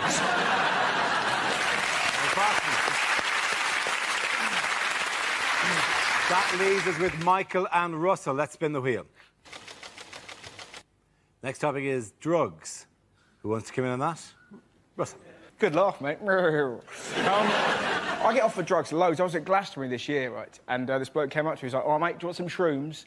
And you're quite tempted, because everyone's like, "It was amazing, man. Had a chat with the tree. Good guy. He was called Nathan. You'd love him. We could play racquetball Thursday week. What a chap." But you know, if you took mushrooms, you'd be the one who would have the story that would end up on the front page of the papers. Do you know what I mean? "I killed a lollipop lady. She wouldn't let me lick it and I killed her." So in the end, right, it's really embarrassing. I had 3 packets of Starburst just shoving in front of my tummy, like, nom, nom, nom, nom, nom, nom. I was like, my guts totally gave way, and this lovely old lady came up to me and was like, "Are you all right?" Now, you've never known being truly pathetic until you've looked into the eyes of a kind stranger and gone, "I've eaten too many sweets." Thank you, Russell. OK, Michael, let's see what you've been left with. Let's spin the wheel. The topic is grooming. Michael? People like my hair, though. I do gigs, and people come up to me after the show and they go, "I loved it." I go, "What part?" And they go, "Your hair. It moves around when you tell jokes." And people find it funnier than me. And I'm worried I'm going to wake up bald with a note, "I've gone solo. I obviously don't need you. I'm touring." I never understand the end of a haircut, the mirror bit. There's this strange... Men don't want this bit, OK? There will be a back of the head mirror. It's a mirror specially designed for the back of the head. They will fetch the mirror. Man is already thinking, "I don't want this, I don't want this." And then they present to you the back of your head. It's a surreal moment in life. It's you looking at the back of your head for the only time in life you see the back of your head. And I think in the history of hairdressing, no man has reacted at this moment in any other way other than, yeah. I don't even know it's my head. For all I know, it's just a photo of his best ever haircut. I don't care. It's of no interest to me. Do people go, "I love it, I'm leaving backwards. Woohoo! Thank you!" Points there go to Frankie and Michael.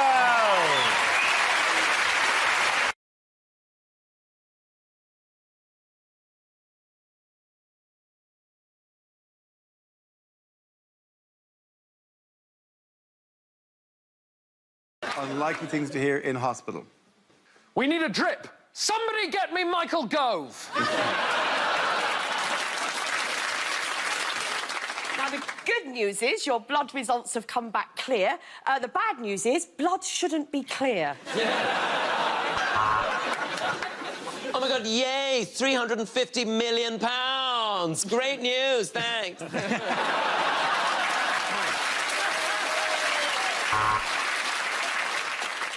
Time of death, Pims o'clock. Look, if you squeeze his drip really hard, he gets an erection.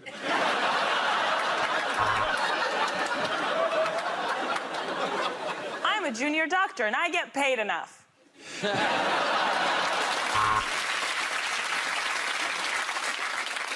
Erectile dysfunction, you say? Does it hurt when I do this? And does it feel amazing when I do this?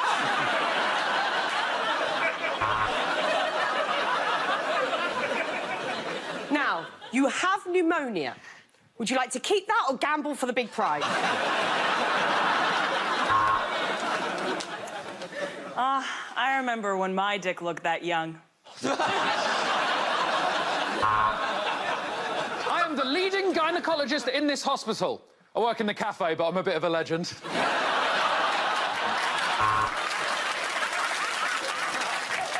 Would anybody like a hand? I've just found a hand.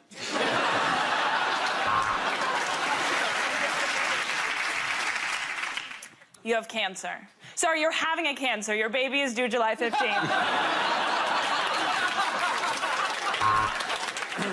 Well, the good news, it's not spread. It might be jam or peanut butter.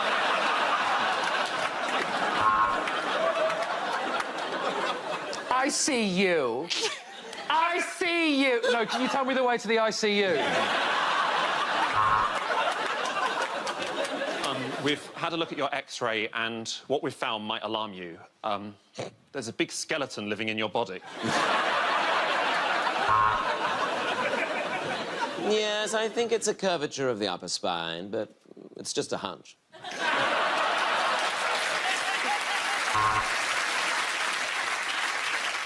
Good news, Mrs. May. We managed to have your tear ducts repaired just in time for your big speech. All right, now the point to Tom Alderman.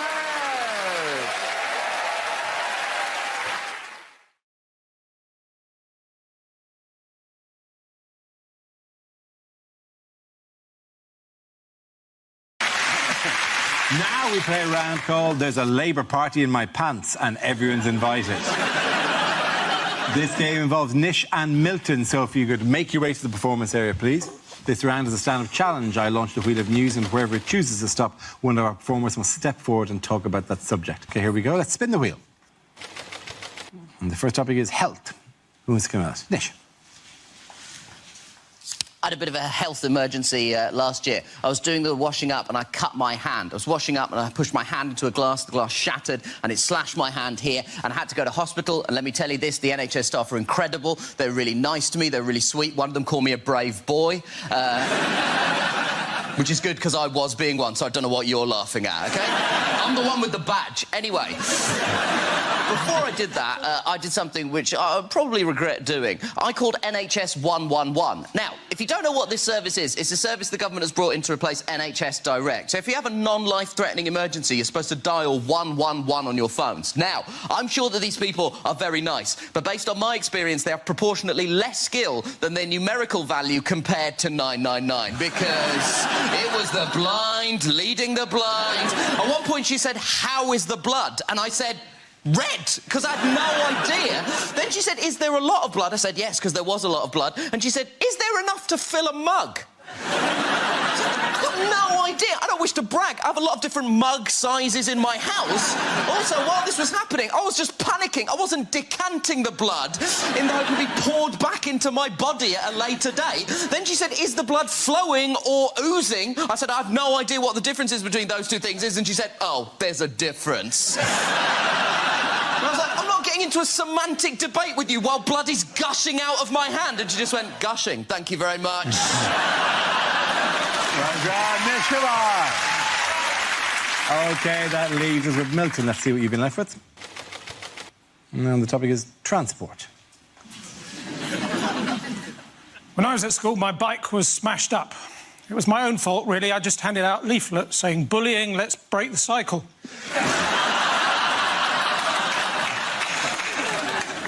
"We've been over this again and again and again," said my driving instructor, pointing to the Badger.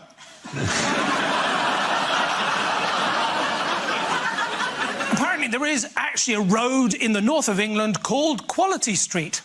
And there's only one person living in it, and he's both Turkish and delightful. Tricky, isn't it, if you're both a moth and a sea captain? In charge of a ship. But up ahead, you see a lighthouse.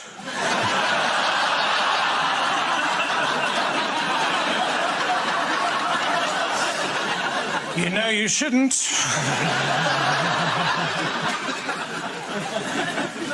Toilets in trains are rubbish, aren't they? Especially the one right at the front, and the bloke in there gets so cross. And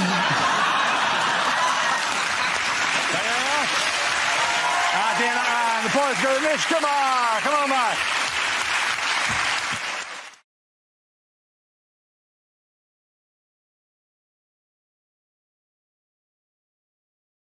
Now we play a round called Trump around, Trump up, and get down. This game involves John and James. If you could make your way to the performance area, please. This round is a stand-up challenge. I launched a wheel of news, and wherever it chooses to stop, one of our performers must step forward and talk about that subject. OK, here we go. Let's spin the wheel.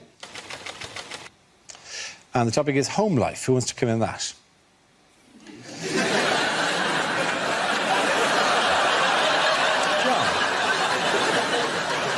So, my girlfriend went away for 4 weeks to Australia, and in the run-up to her going away, She was very concerned about how we'd cope. Sort of less worried about that. I'll be honest with you, what I was mainly thinking in the run-up to my girlfriend going to Australia for 4 weeks was... Ray! Ray! Lads! Down the pub! That's a pint glass, by the way. Turns out they've moved on. Their girlfriends aren't away, their kids exist. And my flat is now just turned into a blank, grief-walled cell of despair because I see it without my girlfriend in it for the first time. And so my mind just begins to fill with all the everyday things that lose their magic without her, because that's what I think love is. It's a domestic thing. The other day, she was emptying the bin, and I knew it was going to split because she doesn't buy heavy-duty bin bags because she doesn't listen to me.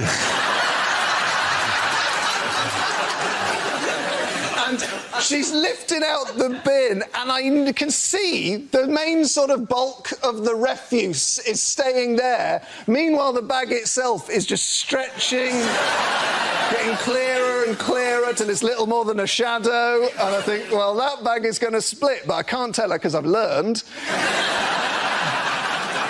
I hear this shrill cry. It's a sound that I've not heard my girlfriend make before, because I'm not much in the bedroom. And I thought, well, that bin bag split, hasn't it? Time to go and lighten the atmos with a few choice quips about why we use heavy-duty bin bags. John Robbins! OK, that leaves us with James. Let's see what your topic is. Let's spin the wheel.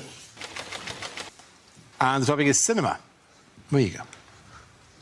Speaking of the cinema, Sarah Pascoe's an idiot.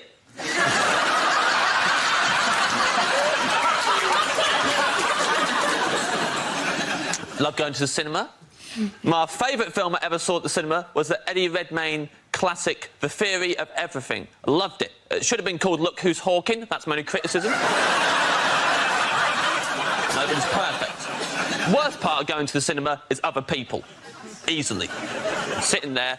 King of the Jerks is behind me. This really angry man. Had a go at me at one point because I was snacking. Get over yourself, Grandad. I'll do what I like. In his defence, I was eating a big bag of fortune cookies. Cracking them open, reading them out loud. It was disruptive. It was disruptive. End of this film, man behind me goes, that's 2 hours of my life I'm not getting back. I thought, got some bad news for this guy. Every hour of your life. Now you're never getting back. They're gone forever. Time is not refundable. Death is the end. And I know that because 5 minutes earlier, I'd read it in a fortune cookie. Thank you very much, James A. Carter. The point goes John Robbins.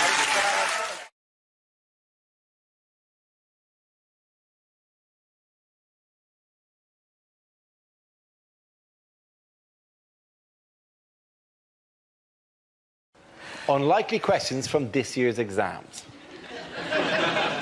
Discuss the metaphysical meaning of the following poem. My friend Billy has a 10-foot willy.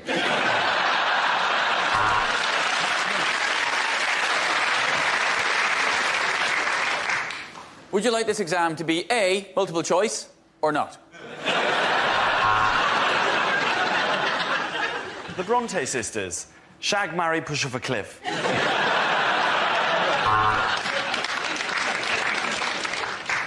Discuss the following.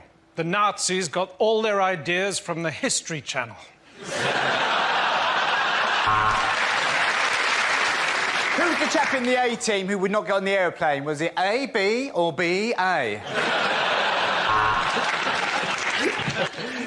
If a bank loses £60 billion in a 6-month period, using numbers that you've plucked out of thin air, work out what the chief executive's bonus will be.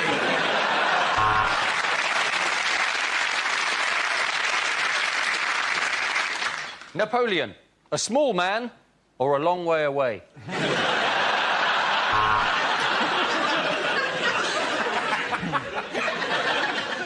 Quantify n in terms of q when q is a positive integer that dissects a parabolic curve. How's your lucky pencil case now?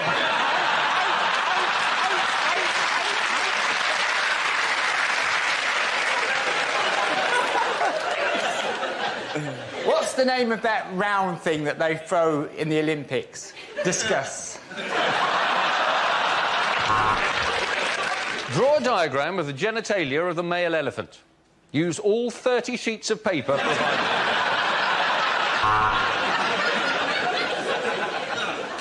Biology. Without singing, what is the knee bone connected to? Explain the use of juxtaposition in Macbeth. Alternatively, write down everything you know about Macbeth in a blind panic because you've got no idea what the word juxtaposition is. Drama. Question 1.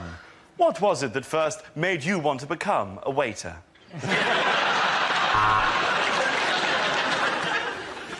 What is your PIN number?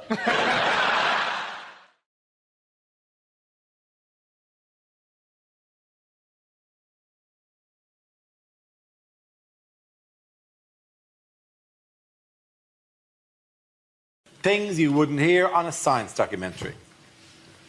My favourite element is helium. I can't speak highly enough of it.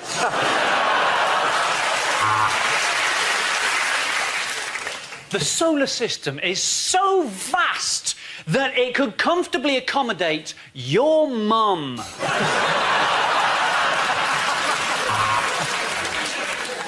The most fascinating thing is, if you really spend enough time looking at the alignment of the stars, your wife will leave you. They call it dark matter. Well, whatever it is, I've tried to flush it 4 times and it's still bloody there. The light from this new, distant planet takes so long to get here that we're actually seeing things that happened years ago. And that's why scientists have named it Dave.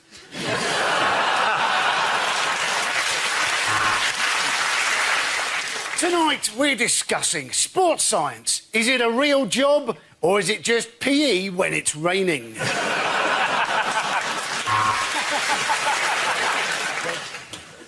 In our next experiment, we're going to prove that putting Dara O'Brien in a room full of young people still doesn't make science interesting.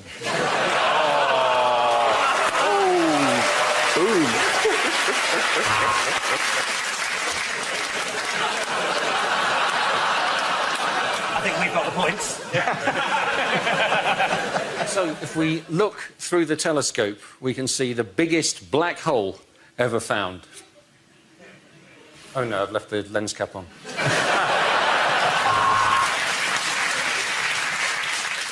Weren't D-Ream shit?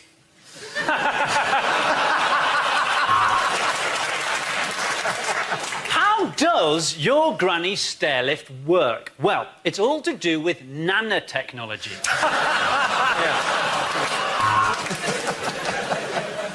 No, Nigel, that's not how you make a test tube baby. Get your penis out of the test tube.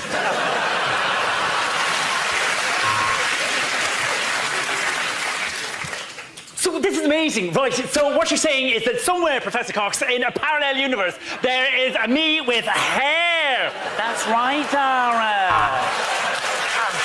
The end of that round. Nobody gets any points at the end of that round.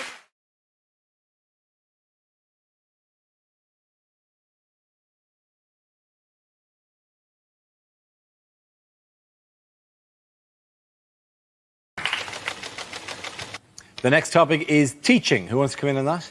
Greg. I was a teacher for many, many years, ladies and gentlemen, and I knew the day I had to leave teaching, it was simple because a very clear sign was given to me that I should leave the profession by a child, because a child walked into my lesson 20 minutes late. I was a very strict teacher. I was livid, yeah? I was almost as mad as if that child had been running in the school corridor, right? I thought, I am having this little bastard. I am having this. So I gave him my most ruthless teacher stare when he walked in, something like... Maybe not that sexually aggressive.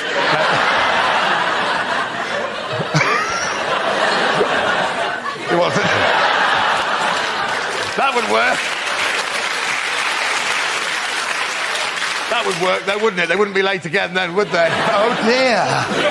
Where have you been? No, it wasn't right. I was furious. I went, oh, really? Oh, really? And I could see that child didn't give a shit, right? And I thought, oh, no, this is the end of my teaching career. And I went, where have you been? And he went, yeah, sorry, sir. I went, really? Are you? Well, where the hell have you been for 20 minutes?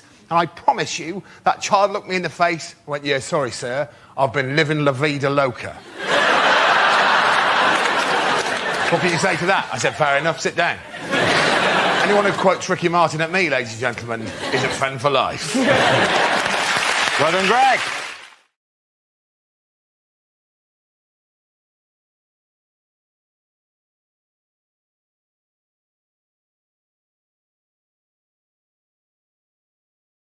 Do you enjoy Christmas? Do you like the holiday season? Why isn't there any decoration on the set? I know, it's ridiculous, isn't it? Without any decoration, boys? Oh.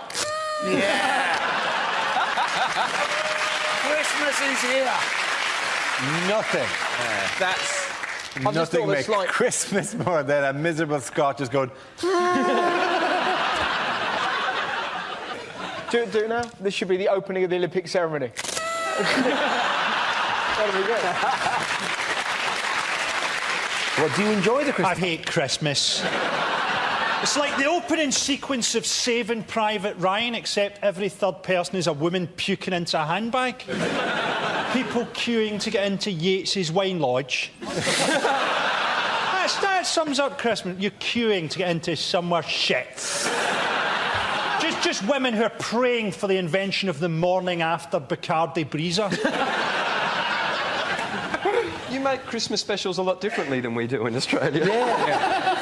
See, this is the most miserable Christmas thing I've ever been involved in. This is my worst Christmas.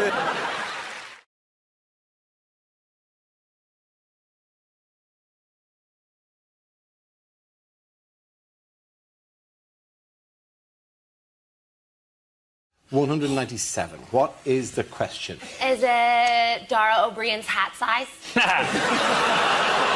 Oh, hey, that's really hard. What a way to start the series. That is unbelievable. It's 198. Is it, what are the first three numbers of the decade most Googled by the staff of Operation U-Tree? On a similar note, is it in fact how many times have the Coronation Street writers had to rewrite the script in the last month? Sorry. Very quiet in the Rovers' return tonight, isn't it? Wait till the courts throw out. They'll be in. Is it how many pounds did Amazon pay in tax last year? Is it? Fight the power. Yeah. Is it, what is the combined age of Joan Rivers and a one-year-old? Is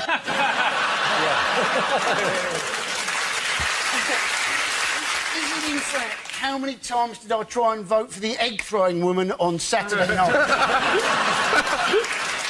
Is it how many members of Attraction would it take to make a shadow figure of Eric Pickles?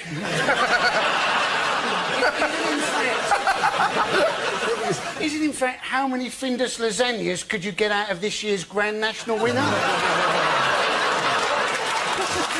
Is it, if I watch any 5 minutes of Game of Thrones, what is the average amount of tits I will see? Is it how many margarita cocktails can you make from one pizza? Is it? Have you wondered why nobody comes to your Mexican nights anymore? Is it what number Downing Street has Cameron put Nick Clegg in? It's correct answer, 197. Is it how many baby hamsters can you get in the shoebox? That is the correct answer. Yes, I will genuinely give you the right answer. Is it? No, it's not. What's my room number, ladies? Is it how many intelligence reports have been produced as a result of the PRISM programme? Absolutely, thank you very much, Hugh. Well done. Very good. Yes, the question I was looking for was, how many intelligence reports has GCHQ generated from the US government surveillance program PRISM in the last year? This is the news that the US National Security Agency, the NSA, has tapped into the servers of 9 internet companies to track online communication. GCHQ, the British government communications headquarters, has had access to the system since 2010. Are we alarmed and frightened by this development? No. No. Why would you be? Next question.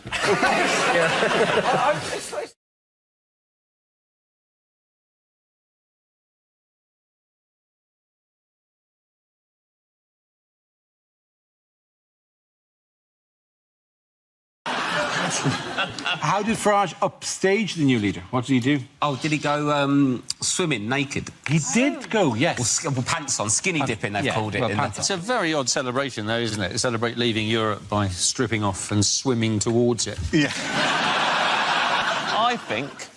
Serious suggestion here. Oh, yeah. Hello, by the way. I realise I haven't said hello to you today. Hello, James. Good to see you. Hello, good to see you all. My main point... I would like to compliment you on managing to find a jumper. This is the exact same colour as your hair. Thank you. It's very good. And my shirt. And your shirt. I'm working on my skin. I'm hoping this soon I can just be completely in mustard and then hide in Coleman's. Not to seem, you know, churlish, but can we return to the topic at hand? Absolutely. Can you remember what the topic was? It is illegal to be naked in public. Oh, so he is did. it? Yeah, I mean, Oh, you can't so take all your it's- clothes off. Yeah, and so. Yeah, it is, yeah. Actually, of course it is. I think people are really. Why did I for a second doubt that? I Yeah, apologise. you're like, is it? That's an interesting window on my views. What's wrong with you people? Just be relaxed. That's why we're all sitting behind desks. They're just bodies. He really hasn't retired, has he? So he's been to America, hasn't he? And he's worked with Donald Trump, hasn't he? He has. He's appeared with And in Donald America, Trump. he's known as Mr. Brexit. Well, Which Trump sounds claimed like that a sort of 1970s men's clothes shop to me. Where do you get your shirt? Mr. Brexit. And in Malaysia, Mr. Brexit means vagina. Did you know that? What new challenge is Theresa May facing? Oh, there's a group. A group has been set up. Yes. I believe that they're called Leave Means Leave. Yes, they are. And they're saying, we want Brexit now, hard Brexit. This whole thing was like a really horrible game of would you rather, but they're both things you don't want. Like, would you rather have massive hands but they're not attached to your body, or tiny hands but they're strangling you? Wait, one of them means you're racist. It's too hard. It must be so hard for him. It must be so stressful, so confusing. Because I tried to switch from BT Sports to Sky Sports, and I ended up crying and just having both. I think I might have an idea in terms of solving, basically, because half of the country want to leave and half of the country or slightly more want to stay. Why don't we do a Robbie, like, where we leave, but we come back for big concerts? Yes. So, like, everyone's OK about it, the fans are happy. When he does turn up, what a great surprise. But actually, most of the time, he's not in the band. So, sort of unexpectedly. Yes. So they have, like, the European things where there's 27 of them around and they're all just swaying gently. Yeah. And then it's like, I would rather have big hands, but they're not attached to my body.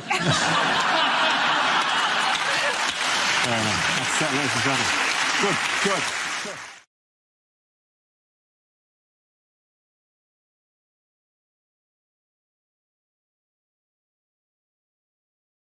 Basically, Ed Balls has been implicated in the plot to overthrow Tony Blair, because he was part of this whole idea of rebranding Gordon Brown as Project Volvo, because Gordon Brown was supposed to be dull and unreliable, basically, or dull and reliable. Yes. Well, it was part... They did some research. The two parties did... Well, Labour did some research, and they found that Gordon Brown was likened, if you could get an object, he was likened to a Volvo, a bear or a buffalo. And they did some research on David Cameron, and they found that he was likened to a spritzer, an Alco-Pop, a BMW or a horse. Isn't this the idea that they wanted to rebrand him because when people given these abstract concepts, they thought Gordon Brown, they think of as beer and whiskey, and David Cameron as spritzer and Alco-Pops? Who could look at that and think that that's negative towards Gordon Brown? Hello! David... Spritzer drinkers among us. I love them. I tell you what, if it was a Campari, you'd have had my vote. The memos that this was based on leaked, right? The last time Ed Balls saw the memos, he says, they were on his desk when he was Secretary of State for Children's Schools and Families. What kind of incompetent person leaves incriminating paperwork on a desk after they've left a job? Wait a minute. Frankie's plan to oust Dara? Never happened. The plan was to try and make him appear more normal.